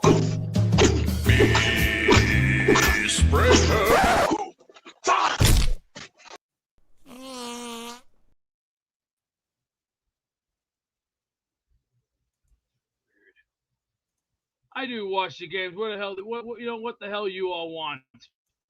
I'm reading something here about this Charlie Kirk killing. Not too. Why good. is that Not relevant when you called into a football show and you're waiting on hold?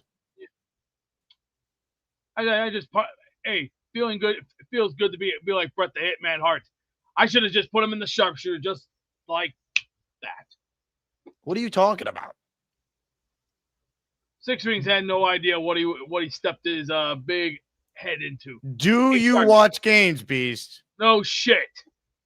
Now, this was apparently, was this you on Sunday? Are you a double agent? Give me a. You could take that photo and shove it, you know where, right back. You know in the better corner. than Six Rings. He wears Pat's gear. You Give me a apparently wear break. Bill's gear. Give me a goddamn break, son. You know you're dealing with Austin 316 said I just whipped your ass. Now, Beast, do you think there's all you gotta do is buy it. Do you think there's any irony in calling Six Rings Fat Boy? Any irony in that? No prime. You got no prime.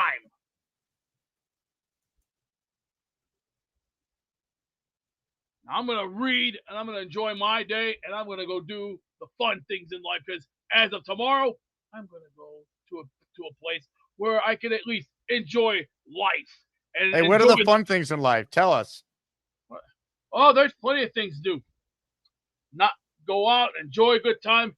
Just try and have a little bottle of water. Go to the store. Enjoy the things in life because somewhere down the road, we're going to look back at memories. I don't know what that means at all. That was, look even for your standards. Look at the best things in life. I got the best things in life looking good. I got an okay phone that's decent. I'm trying to put my life back together. I'm trying to put money back in the bank. It's not easy. Nothing isn't easy. I thought you were retired. Why do you need money? You didn't save up?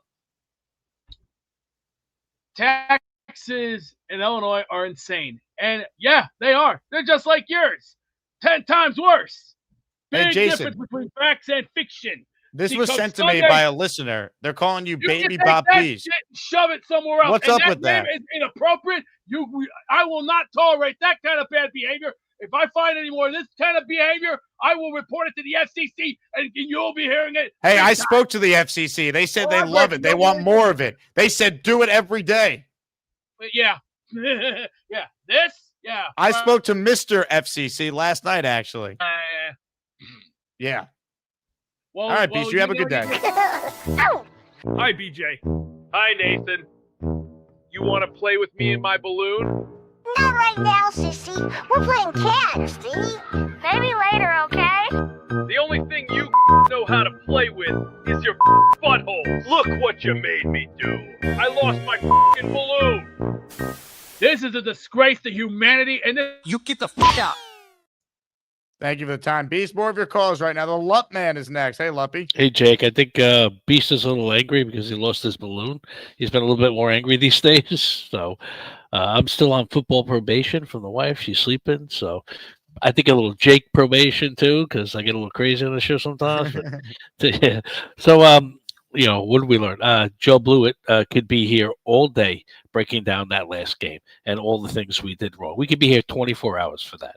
He did a great job, though. He definitely is one of those guys that you got to keep on the show all the time. I know sometimes they come on, you lose the guys, but this is definitely somebody who breaks down the film very well, even though his video wasn't working well. But what did we learn? We learned that Tyrod Taylor jerseys are not being worn by the Jets right now, right? Just like Mike White when he came in, right? They're not doing that. So there's a little bit of that. There's a hope that at least Aaron Glenn is focusing everybody together. I know it's a little weird take, but that's just what I see. That when Saleh was the coach, there is a little difference there. What do we do this week? That's what it's about. Do we adjust? Are we more aggressive like we were supposed to be like we were in the first game? Does our defense actually respond? I think it seemed like they were a little overzealous, jumping gaps. They were not doing their job. So I think Aaron Glenn needs to have a little bit more involvement in the defense. And I know that the predecessor was too involved in the defense, but at this point, defense wins games, or defense keeps you close, and he's supposed to be a defensive coordinator that does a great job. So he definitely needs to be involved in that, and that's a glaring thing.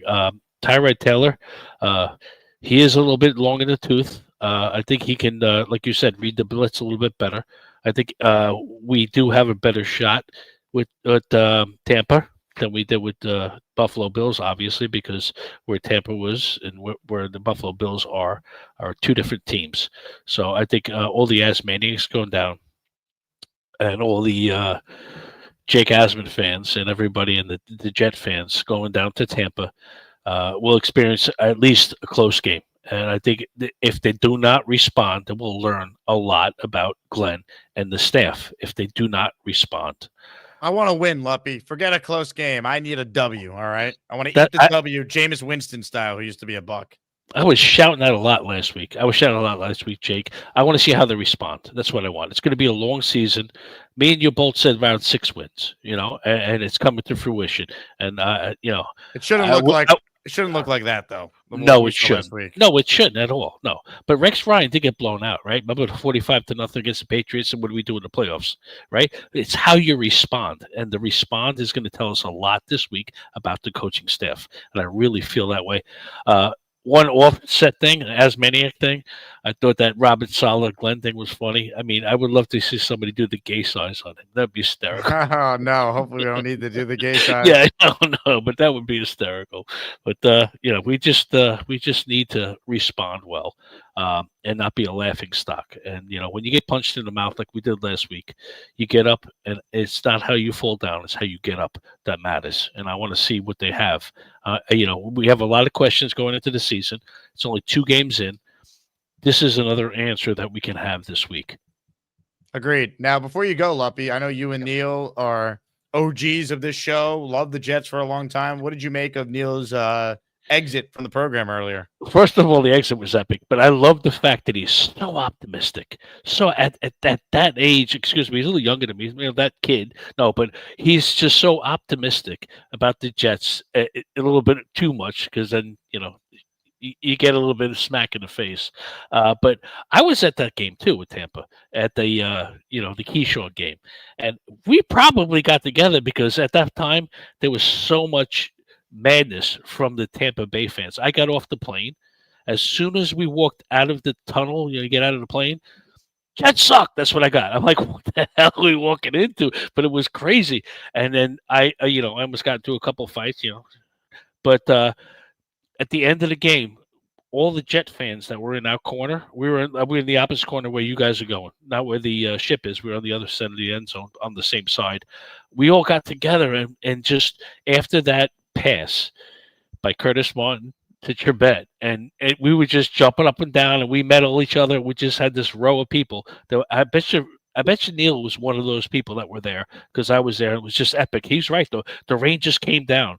I was on the news, the local news, and I was burning my Keyshawn jersey right off the back of the rental car, and then the downpour came. It was crazy, yeah, a little crazy, but it was an epic game, and hopefully that luck takes you down, Jake, and the Asaniacs, and that stuff happens, and then you beat the hell out of Tampa, and they respond the way they should respond, the way Parcells would respond, the way that our big boy would respond, right? Let's go, Jets. Ladies and gentlemen, the Lut Man. My dinner is being served. I heard Michelle yell. She's cooking me a beautiful dinner. I will talk to everybody later. Ladies and gentlemen, there he goes. One of the Gator's ability to turn that around that fast. Unreal. Peter, down in Australia. See, we are big in Australia. Craig really started a movement, man. Unreal. Jake, if the Jets ever get a future NFL game here in Australia, do you think you'd make your way down to visit? Yes, I've never been to Australia. And if there's an opportunity to actually see the Jets, I can't miss that. I'd never been to Europe, and I went last year for the first time to London to see the Jets. So 100%, I'm in.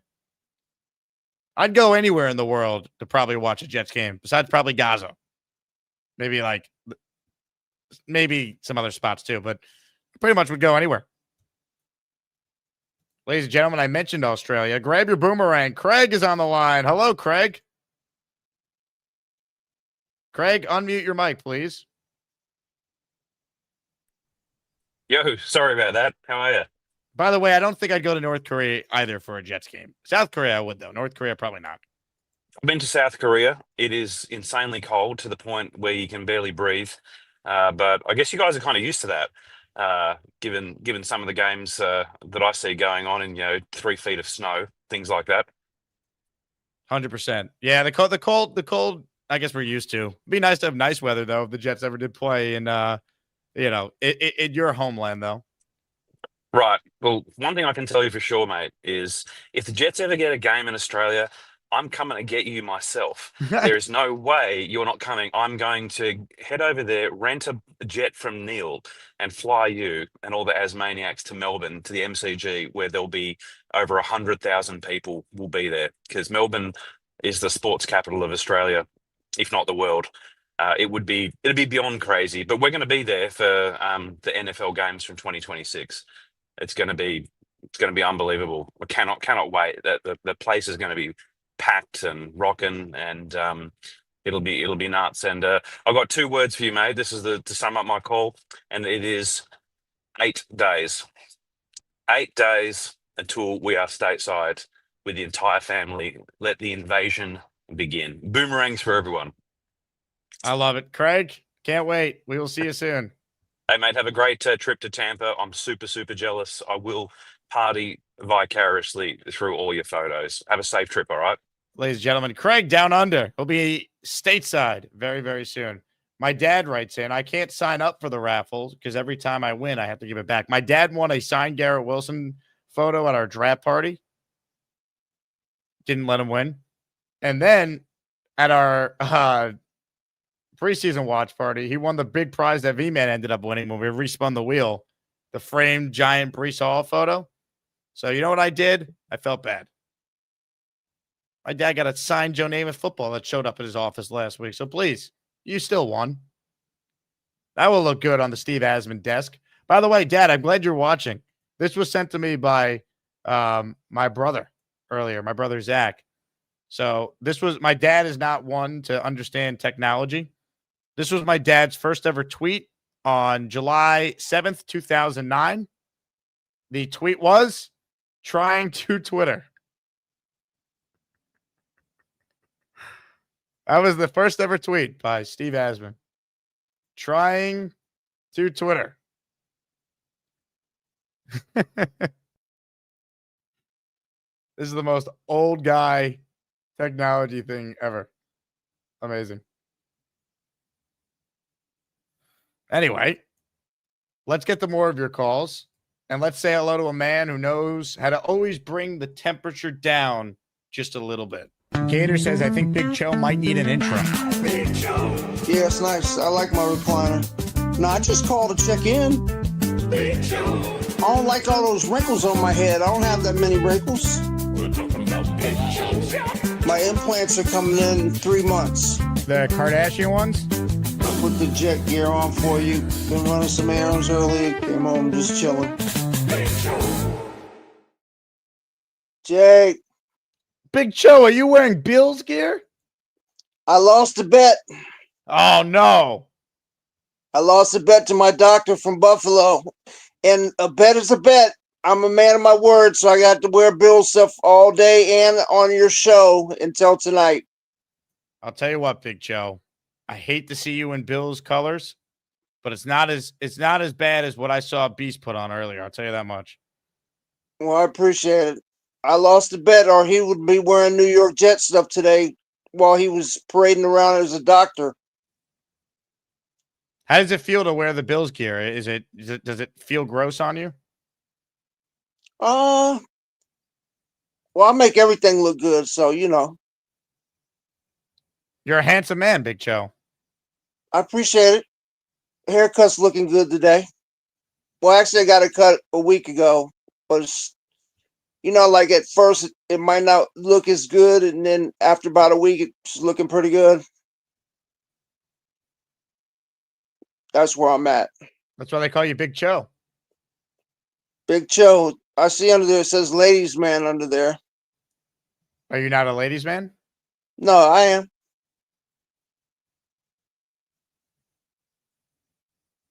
Is anybody bashing me because I got Bill stuff on today? Well, I think maybe they were at first, but now they think they understand why you have it on. Yeah, I lost the bet. Well, if the friggin' Jets would win, I wouldn't have to wear it. Gator writes in, how does Big Joe feel about Allen calling him a dope? Allen called who dope? I believe he called you a dope, Big Joe. Who is Allen? A scoundrel. Is he the Patriot guy or no? Is that a different guy? That's a different scoundrel. That's Six Rings. Six Rings is a Patriot guy. Who is Allen? Who does he like?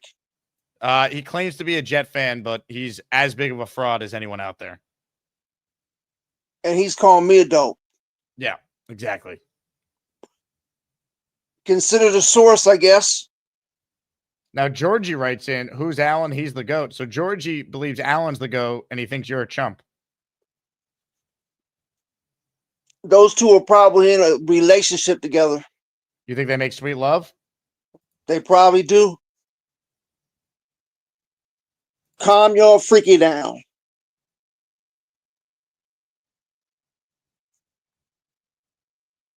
I mean, I can't help what they do on the side with each other. Yeah, the thing about Allen that I don't think enough people seem to understand is, I mean, he's kind of gross. He's kind of a freak. Look what he admitted on the show, Big Show. What'd he do? Look at your screen, Big Show. I finger myself. Calm your freaky down.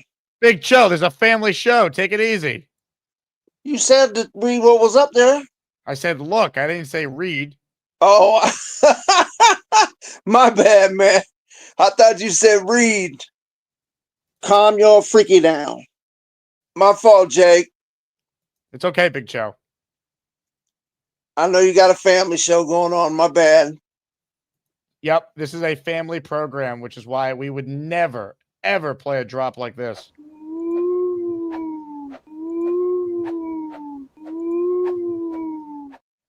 Or this. Oh, or sometimes this. You could kiss my big ass. Woo! Hey, is the Allen guy? Is that the guy that everybody always says "F you, Allen"? That would be him, Big Joe. Yes. Okay, I know who he is now. So he's just a troll then. He's not a Jet fan. He gets happy when the Jets lose. He claims to be a Jet fan. No Jet fan is that excited talking about a loss like he was the last time he called in. When did he call in? He does call in? He called in on my post-game show on Sunday, I believe. Yeah, I didn't listen, man, because I'd had enough of the game, and I just didn't want to hear a bunch of people complaining about it. You know, Georgie says you don't even watch this show. Chump status. I don't even watch what show. The show you're currently on. Your show? That's what Georgie's claiming. Anytime I'm not working, I watch your show. You know that. That's why I call. I'm not saying this. Georgie's saying it. Yeah, consider the source again. Why doesn't he ever call in? I'd like to see what his chump ass looks like. Exactly, Big Joe. Well said. And again, you know where I'll be October the 19th, chump. Come and say that to my face. Georgie says, and you don't know who Alan is? Stupid chump. Yeah, that's what you need to do. October 19th, brother. I'll be at the tailgate. Come and say that stuff to me. Hey, what are your thoughts on Beast apparently quitting the show? Beast quitting the show. Nah, he's not going to do that. You don't think he's being serious? What? Nah, why would he do that? What's going on? I don't know. He seemed to be very upset that people, called him out for admitting he didn't watch the Jet game on Sunday. Yeah, people do pick on him a lot, though. He's very aggressive with people. Yeah, he is. I guess he brings a lot of that on himself. If you're gonna give it, you got to be able to take it. That's true. So is Fields ruled out for sure, or what? He has not been ruled out yet. We will not have that probably till Friday officially. He's still in the protocol? They haven't practiced yet this week. He's still in the protocol. Okay. All right. Well, hopefully he'll get better so he can play Sunday. But I mean, I like Tyrod too, so we'll see. You believe in Tyrod? Yeah, I think he's pretty good. He just got to stay from getting injured.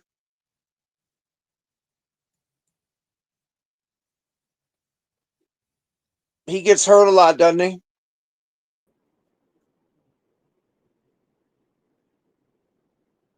Jake. Who's that?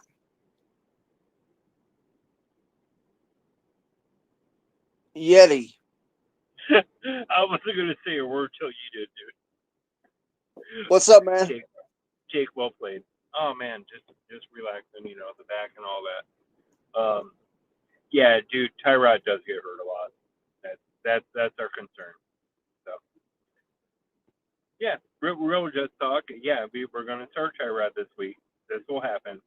Hopefully he does pretty good. I mean, dude, he went 7 for 11, and doubled the yards that Fields put up for 3 for 11, and Fields got 27 yards. So I mean, right. Yeah, I'm not knocking Tyrod at all. I just don't think he can put out a full season in 17 games. Now he's down to 15. Maybe he can do 15. Maybe he can give us like 6 or 7. But I don't know. We'll see. But he did come out there, and it wasn't like it was the Bills' backups when he was playing against them. They pulled Allen out, but I don't think they had their third string defense in there. And Tyrod went right down the field and did what he did. So, I don't know. Right. Those are the facts. I actually did watch. Yes. All right, let's go.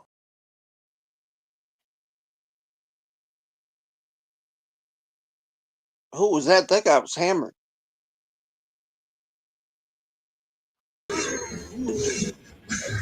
Oh, hey. What's up, Joe? Hey, what's up? I'm just in a Clash Royale game right now. I'm multitasking. Oh, yeah? Yeah, you play Clash Royale, Joe? What is it? Do you play Clash Royale? I don't even know what that is. Oh, it's pretty famous. Would you play it on your phone? Yeah, I'm playing it on my phone right now. It's like an app or something? Yeah, exactly that. Oh, okay. You get the fuck out.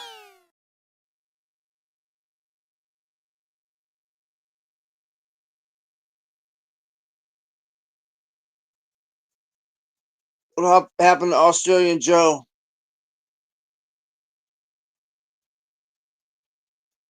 Jake, where'd you go? I finger myself. Oh, wow.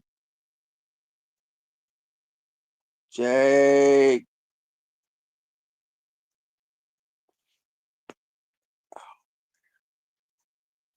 Jake. Where'd you go?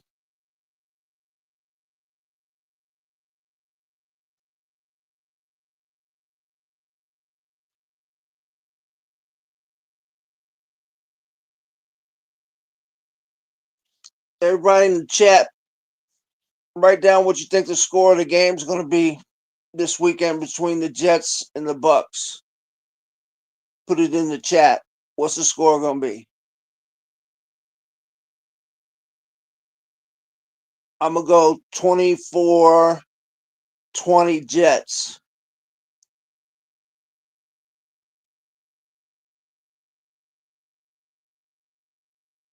We finally get a win. I finger myself. I hate this team. Hey, I'm just reading some of this. How's it going, Joe? Good, you? Hanging in there, man.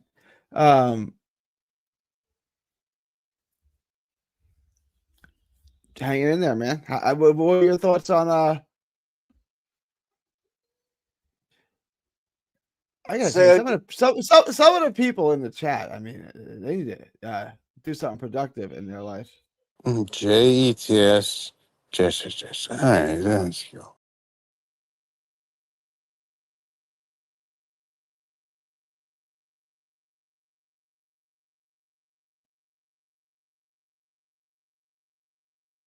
What happened to Gary?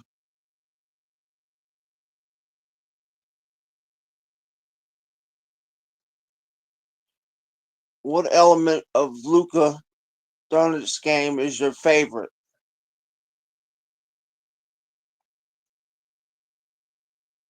I guess watching him go one-on-one against people, doing a couple dribble between his legs, fade back, shoot it. That's probably his best. Calm your freaky down.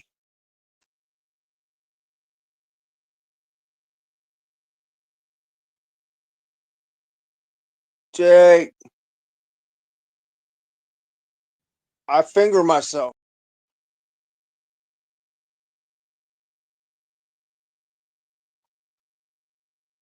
Extraordinary. Extraordinary. That's extraordinary. That's extraordinary. That's extraordinary. That's extraordinary. It's quite extraordinary. Quite extraordinary. You know, women shouldn't vote. Just do laundry and vacuum. Extraordinary. Hey, Gary, you're up next on the show. Good job by Big Show there hosting in my absence. Did you have to use the bathroom? I did, yes. I mean, look, you can't blame a man for that. You know, it's part of life. Affirmation of life, my friend. I got it. First of all, you made money with Terrence Crawford. You took Terrence Crawford on money line. You took him by decision. Decision was plus 210. He was the underdog, right? It was money line was minus 140, and then DraftKings. What book do you use? FanDuel. He was about the same. I think he was plus 140. I got him at plus FanDuel. money, so yeah, that sounds right. I was like plus. I got by decision. He was plus 210. I took that, and then I parlayed just the over in the fight, so I hit on all of that. It was an extraordinary performance. I told you guys, Terrence Crawford is one of the most perfect fighters God has ever made. Hang on one second. Sure, Gary. You're good. Never mind. That's my bad. And then a couple of things. First, Beast calling 6 rings a fat boy that's extraordinary. That is everything in the world is irony. First of all, like He's not I even, am not a meatball. he's not even fat at all, from what he looks like.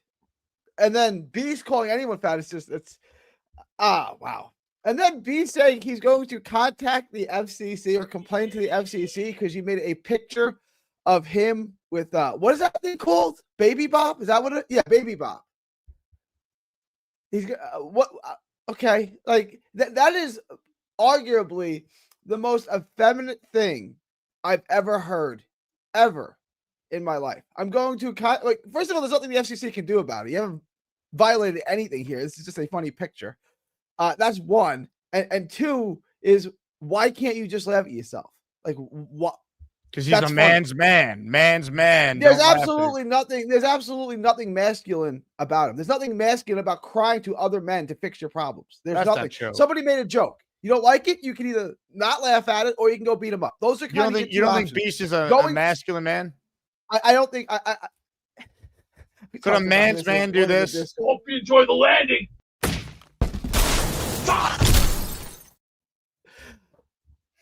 Yeah, I think his testosterone level is dangerously low. I would say I would wager a guess there that his testosterone levels are that of a postmenopausal woman. I would argue. I would think. But that's really besides the point. Couple of things. I'm glad you made money on Crawford. That's good. Yeah, I told you guys, Crawford is something else. Extraordinary day today. Just extraordinary. Truly extraordinary. This is truly extraordinary. I mean, it's extraordinary. That is extraordinary. Extraordinary. Okay, like it's funny, right? And I can laugh at myself, but that's clearly edited and looped, and that was not a 30-second segment from my live.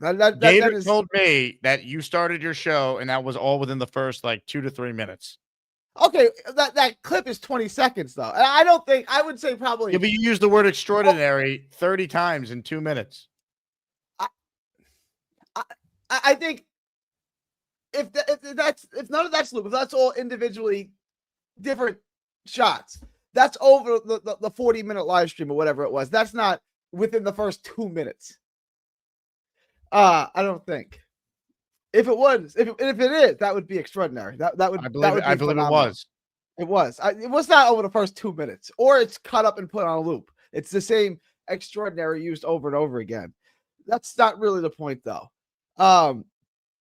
I wanted to ask. Not really ask. So when you had Blewett on, shout out to Blewett for going through this tape. The throw to Garrett Wilson. We say he could have caught it. Really? Like, I love to beat up on Wilson, and I love to defend Fields. That was a horrible Zach Wilson type throw. How many receivers in football are actually going to catch that ball?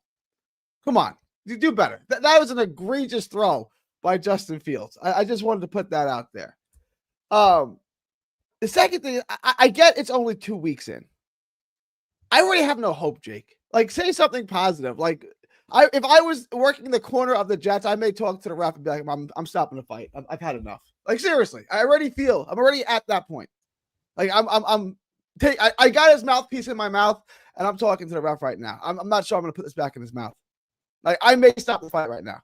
That's how I feel about the Jets season 2 weeks in. I mean, Sunday was as bad as it could hopefully be all year. So there's only room for growth all around. I mean, if they somehow are worse Sunday against Tampa, like what are we even talking about? It can't be worse. I suppose in theory it could be worse. But like, do you think they're going to win? No, right? I mean, if you had to bet money, probably even not. Money.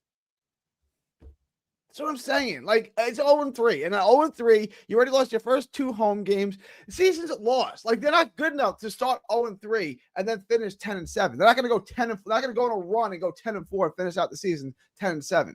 Right? It's like, I hate this team. Like, I don't know what I hate more. The Mets doing the opposite to me, starting off so good and then doing this, or starting off like this and then just like we're already talking about what quarterback is drafted. I hate this. I can't keep doing this with this team. And you guys make fun of Beast for not watching the games. I don't know how much more of this I'm going to be able to watch. By week 6, I may be on his side. What are we laughing at? I'm laughing at that comment. About my comment about joining Beast on his side of not watching the games anymore. I can't sit here and do this another 4 more months or whatever the hell's left in the season. This is disgusting, Jake. Like, something's got to. It's not this hard to win football games, Jake. Why are they so bad? Like, no other team is this bad year after year after year after year after year. Like, why are they this bad?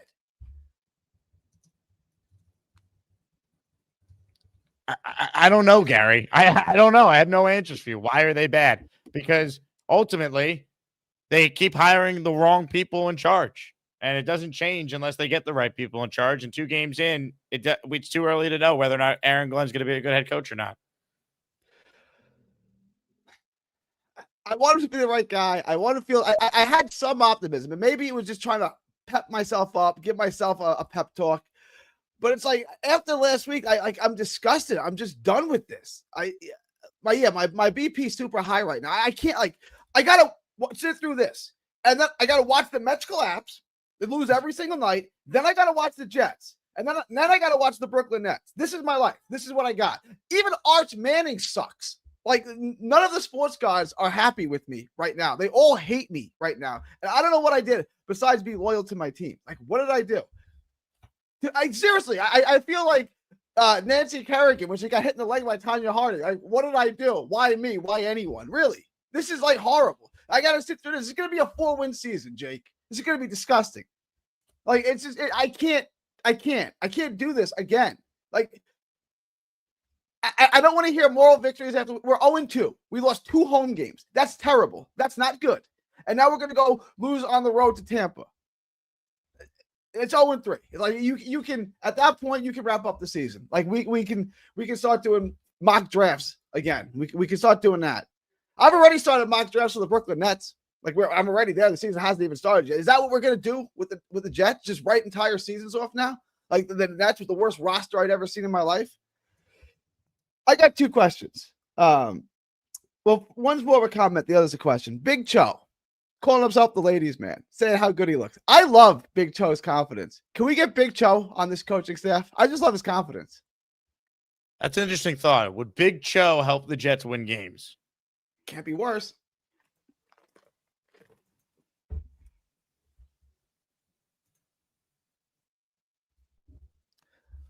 The second thing, shout out to Neil. His wife's a real one, but I wanted to ask, since his wife cooked him a beautiful meal, since his loving wife cooked him a beautiful meal because she loves him, is he a sexist? Gary? I'm asking a question. Thank you for the time. Yeah, exactly. Your call was extraordinary. My dinner is being served. I heard Michelle yell. She's cooking me a beautiful dinner. I will talk to everyone later. Ladies and gentlemen, there he goes. One of the amazing. NY in Atlanta gifting a membership. Derek gifting a membership. They are the latest 2 to enter our G5 jersey raffle. Couple super chats to get caught up on here. Uno Jet says, Jake, put me in. Let's go, Jets. You're in for 2. Super chat from Rick Gordon, who says the offense needs to show more imagination and not always use the run to set up the pass. The defense needs to make some plays, show some passion. SUTB. I'm assuming the S was supposed to be an F. It was supposed to say FU Tampa Bay. I don't know. But I agree with you, Rick. I know you're going to be in Tampa too. I agree. Let's go to our next caller. Australian Joe is on the line. Hey, Australian Joe. What's up, Jake? I wanted to thank Big Cho for the new nickname. You know, Australian Jets fan was kind of getting boring, so you know, I'm grateful. You know, he gave me something fresh. From this day forward, AJF is now Australian Joe. I finger myself. Family show, Big Cho. Family show.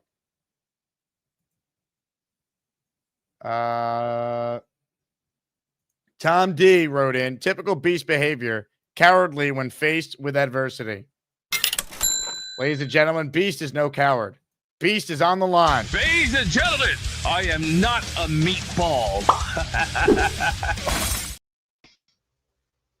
I'm making this point loud and clear. I'm going to be taking a vacation soon. Where you going? I'm going to expand myself. I'm going to find some other shows that I could be a for. And don't hey, yo, I've been the George Carlin and also the Andrew Dice Clay of this show. I've been like Andrew Dice Clay. Hey, Little Miss Muffet sat on her tuffet. Little Miss Muffet had a great pluffet. What did she find? Oh, she found a nice pair of high heels right upside her ass, and didn't have the balls or the courage to do what she does best. That's right. Yeah, a little Andrew Dice Clay for all the old schoolers that have no heart for this business. That's right. And Andrew Dice Clay is still the best. So I'm going to be moving forward. So if anyone don't like what they see, change channel. So, if you don't see me around, I'm going to take a nice little vacation, because right now what I'm seeing is childish behavior. The childish behavior has gone so way past the pits of extreme. Ladies and gentlemen, I am not a meatball. Gator joins us now. Hey, Gator. Bullshit. No bullshit, my friend. I don't believe you. I know when it's time to say, maybe it's time to relax a little. Blood pressure can't be that high. Go to that high. And I'm going to do what's best for me. And I know what that means. I know what that means. That means that you wake up tomorrow morning and you're the first person in the chat and you're right there in the green room ready to go. Well, so yeah. Bullshit. No, we'll see about that. 20 bucks. Yeah, it is. 20 bucks says it. Don't put your money where your mouth is. So you see me on a new show, you'll get the real. Hi, BJ. Hi, Nathan. You want to play with me in my balloon? Not right now, sissy. We're playing tag, see? Maybe later, okay? The only thing you know how to play with is your butthole. Look what you made me do. I lost my balloon. Kiss my ass. I'm ready to just say good, thanks, but the time has come, and it's come in a big way. History's been made. Everything else has been completed. Hey, I've already put my time in, but what I'm seeing here is a child show turning into a child show. Time to say maybe it's time for me to for a while. Hey, listen. Can you hear me, buddy? Can you hear me, buddy? It's better this way. You want some good news? You want some good news? And it's best that I go forward. Shut up. Hey, shut up. You want some good news? You already know what I mean, player. You already know what I mean. Do you want some good news? I just don't. I'm tired. I'm sick of the bullshit. It's gone so far past the extreme. I might as well just do what I start doing best. Going back to Japanese wrestling and maybe start watching. Abracadabra. Sometimes I talk to you. I don't even think your sound is on. Well, that's why I don't feel like yelling today. I've already made my point loud and clear. I think I'm going to do what's best for me. Go relax. Take some time off, and at least enjoy the remainder of life, because in the next 40 more years I'm going to be 81, and I'll probably do what Burgess Murthers was doing. Doing what they did in Grumpy Old Men, going, I'm fresh out of Tucker. Hey. Nobody gives a shit. Listen, guess what? Next year, the Jets are playing in Chicago. They're playing the Bears. Yeah, we know that. We figured. Yeah. No, you didn't know. You didn't know that. You didn't know that. Yeah, I did. Oh, no, you didn't. Yes, No, I you did. didn't. No, you didn't. Don't put words into my mouth, El Canal. All right. I don't like. Let me just say, where I live, I deal with a bunch of liberal assholes 2 blocks away who are a bunch of nobody gives a shit. Will you stop? Will you stop? Nobody wants to hear that. Listen, here's what you need to do. You tell us for the last half hour that you're quitting the show and you're still in the chat, you're still in the green room. No, I You did not. actually have to, I you came have back to to make that actually loud and leave the clear. show. No, you have to leave and then stay away for a little while and then come back when you calm down and then everything will go back to normal. And maybe next year we'll meet up in Chicago. You'll take me out for pizza and a taco or whatever the hell you want. Well, And we'll go see the Jets game, right? All the Asaniacs will be in Chicago. We'll do a meetup there. You'll be seeing me with this bad boy right here, the leather that I own, and the jackets that I paint. Hey, don't go weird on me. You should be excited. I'm telling you. Well, maybe we'll do a meetup in Chicago. You should be excited. I'll tell you Come what. on. We'll see. Snap out of it. Well, we'll see what we're going to see where we go from here. You know, where And do you we can go from here? Hey, can we come over and see your house and see the attic and meet your mom? Wait, this is one of the best global studios that I've built. It took me 5 years to do what I've had to have done, but it's the best. And you can take that picture down and shove it somewhere else because it is very highly inappropriate. And I know who's sending this shit. I know definitely who it is. It's that I cheap agree. jackass from Oak Creek who I would love to take a baseball bat and crack him upside the head. Yes, I agree. That's terrible. I'm with you, Yeah, well, Beast. Horrible. these pictures need Horrible. to be taken off here and to be burned in the fire. Yes, I agree. And I do got a pit. I got an open pit. Okay. So are you Open going to pit. introduce me? Are you going to introduce me to your mom and show me your attic? Sure, why not? Sure, why not? All right. And how many people can you fit in the attic? Because I'm going to bring a lot of people. Well, maybe 4 or 5, but because this is one of the nicest studios that I've built. You know, it's nice. It looks good. All right. I built it from top to bottom. But I'll tell you what. Take this shit. I'm gonna tell somebody, whoever the son of a bitch is putting that shit up, is going to get reported, and I will have it reported immediately. This is an ESPN show. I addressed it yesterday. I usually police this stuff for Jake, but I'm walking my dog. So as soon as I get back, I'll take care of it, okay? Thank you. As soon as I get back. I'm as upset as you are. I'm as upset as you are. This is where it's time to say that, we need to draw the line here.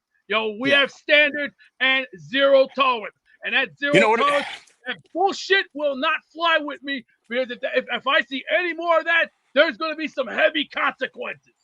I wasn't going to walk.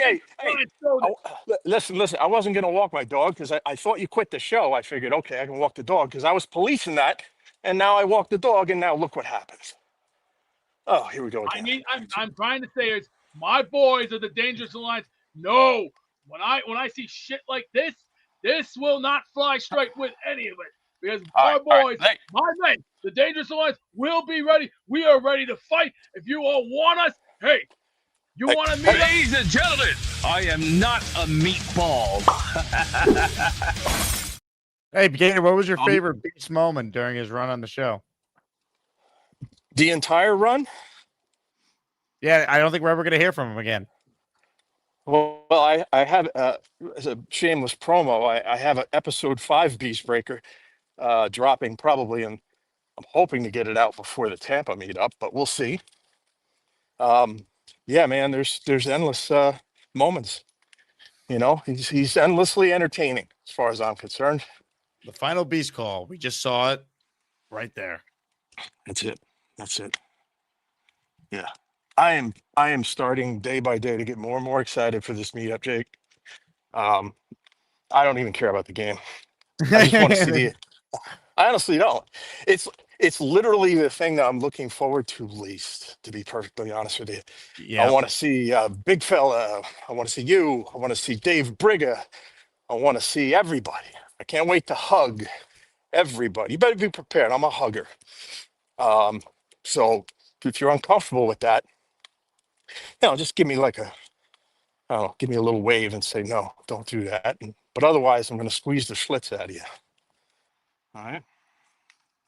Looking Gator, forward. I look forward to it. A win would be nice too, but I am excited to hang out with Gator and company in Tampa. All right, we got to rapid fire through these final couple calls here, and then we'll call it a day. Jets Johnny, he's next. Then PBM will close, and then we'll raffle away a Garrett Wilson jersey. What's up, Jets Johnny? Not much, man. I just had to call in because this is a great day. You know, I think I disagree with Gator. I think this is perfect for Beastbreaker. You know, I think he should go out, expand his horizons, find a different show, you know, do something new, do something different. I think this is great for Beastbreaker. I'm not even being any type of way. I think that's probably one of the best things he could do for himself. So I applaud Beastbreaker. I'm happy for you. You finally did something that I can agree with, and that's leaving this show and going somewhere else. So I say nothing but love for Beastbreaker. I'm happy you're gone, bro. Enjoy wherever it is that you go, and good riddance, bro. And also one other thing I gotta say is HAF. You can 1v1 me on Clash Royale anytime, but you're gonna get work, bro. All right, later, Jake. Love you. Jets Johnny, appreciate your call. Well said. We got this here from Robin Boy, who just gifted a channel membership. Thank you, Robin. NYC to SRQ says Beastbreaker's legendary. Listen to Gator and go take a break. Come back better than ever. You fans, go Jets, go Beastbreaker. NYC to SRQ. Spencer Green says report them to Hogwarts, Beast. Spencer Green also earlier sent in this super chat. Beast, hush up, buddy. Big man, these little boys. You are the legend. Stop being a little baby. You are a Beastbreaker, not a little baby. I mean, that's well said too. that is well said too. On that note, we have reached our last caller before the raffle. Ladies and gentlemen, it's time to say hello to Purple Belt Mike. Purple Belt Mike, he loves the dark night. He's got a green pool and he jumps right in. Maybe someday he'll get a brown belt, but for now he's just that Purple Belt Mike. Purple Belt Mike, it might be purple, but he can still kick your dirty ass. Yeah, I had a question. Is Wirfs going to play this week, or we don't know anything about that yet? Is who? Tristan Wirfs, the left I think tackle. he's still out. So if he's out and the right tackle, which is their backup right tackle, is out, we could have the 4th and 5th string linemen in. Am I like talking to myself that we might win this game, or am I being crazy that it's just not going to happen? I've said all along, I don't think that it's as daunting of a game as some are making it sound. Tampa's good. They're not Buffalo though, and they played a lot of close games. It's a short week for them. They just lost their stud defensive edge. They're beat up at receiver. No Godwin, no Wirfs. Like, I thought Godwin was going to play this week. No, that's not true. I don't believe so. I thought that he was making his debut, but either way, if they can't block up front, it doesn't matter who they got at receiver. So hopefully that bodes well for us. I did have a question for Beast though, and Beast is not on the line anymore. Beast is not on the line. That is correct. I wanted to ask him what a chicken dick was because chickens don't have dicks. I always thought that was a funny line, so I wasn't sure what that was. But Beast, we still love you in the community. So if you're gonna leave, you're gonna leave. And this shirt, my dad actually got me this shirt. This is like a vintage shirt. I think it says Darius Rucker or something on it. I don't know, but yeah. So all right, I think we could win. Fuck it. Oh man.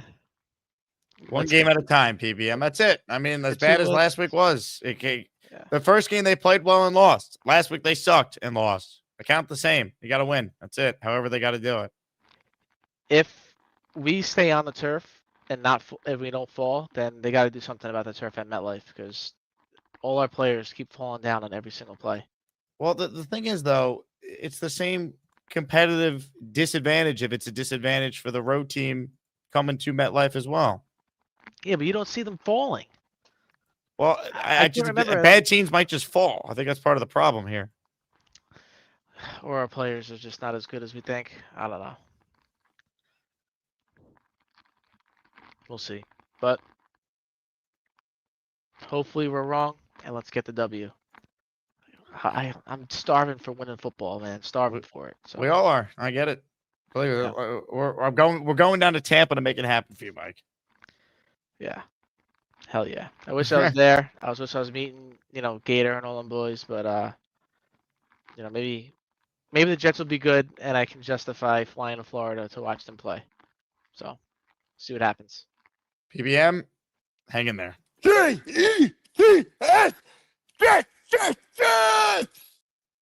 All right, folks.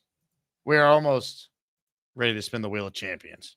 But first, let's play a short clip because I need about 30 seconds to get everything ready. And then we'll give away a Garrett Wilson jersey.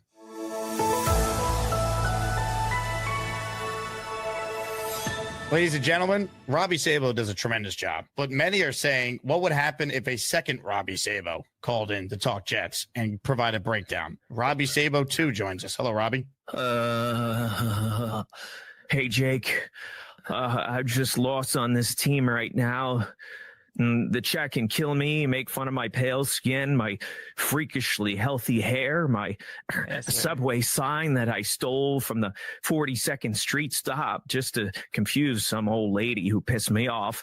All of those things said, I'm still confused about this Beast guy. So he lives in his attic, like alone or with his mom? He has all these awards and trophies, Jake. There's an opening at X Factor. I need a big guy like Beast to protect Fialco from all the ladies trying to help him through puberty. Poor kid is traded in his lunchbox and sippy cup for a Happy Meal. Go Jets and follow X Factor. Don't ask me for the web address. I don't know it. See you, Jake. Thanks, Robbie, too. Robbie, one, your thoughts. Who was that? How did that get done? Gator, you son of a bitch. Kudos. It's tremendous. Ladies and gentlemen, that happened last week. For those curious, a Gator classic. And now it's time to give someone a Jets jersey. It's time to announce the winners of the weekly Asaniac raffle. Let's spin the Jake Asman Show Wheel of Champions and find out which Asaniac is winning an epic prize. Ladies and gentlemen, the Wheel of Champions is now on your screen. If you win, you have to email me, asmanjake@gmail.com, your name, the color you want the Garrett Wilson jersey in, the size, and the address where to order it to. The color options are green, white, or black. Good luck to everyone who entered. And if you don't win, reminder, you're automatically entered in next week's weekly raffle. The winner of a Garrett Wilson jersey is listener. Let's shuffle the names again. Here we go. Listener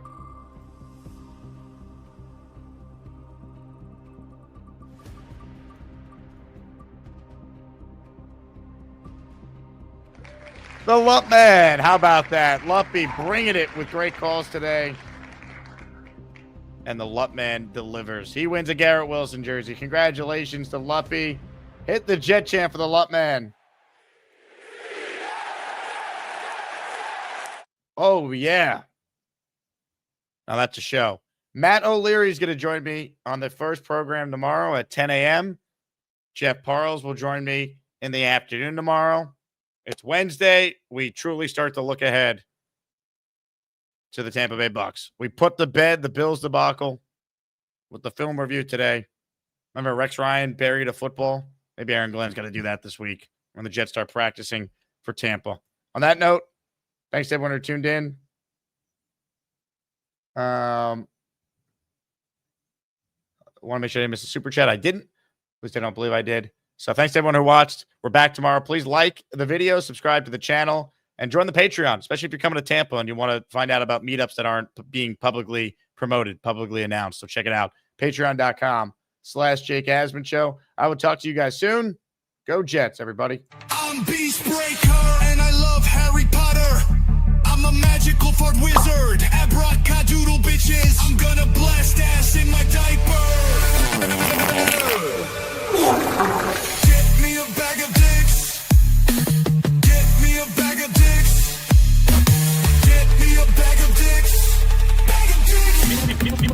keep up, keep up, keep up.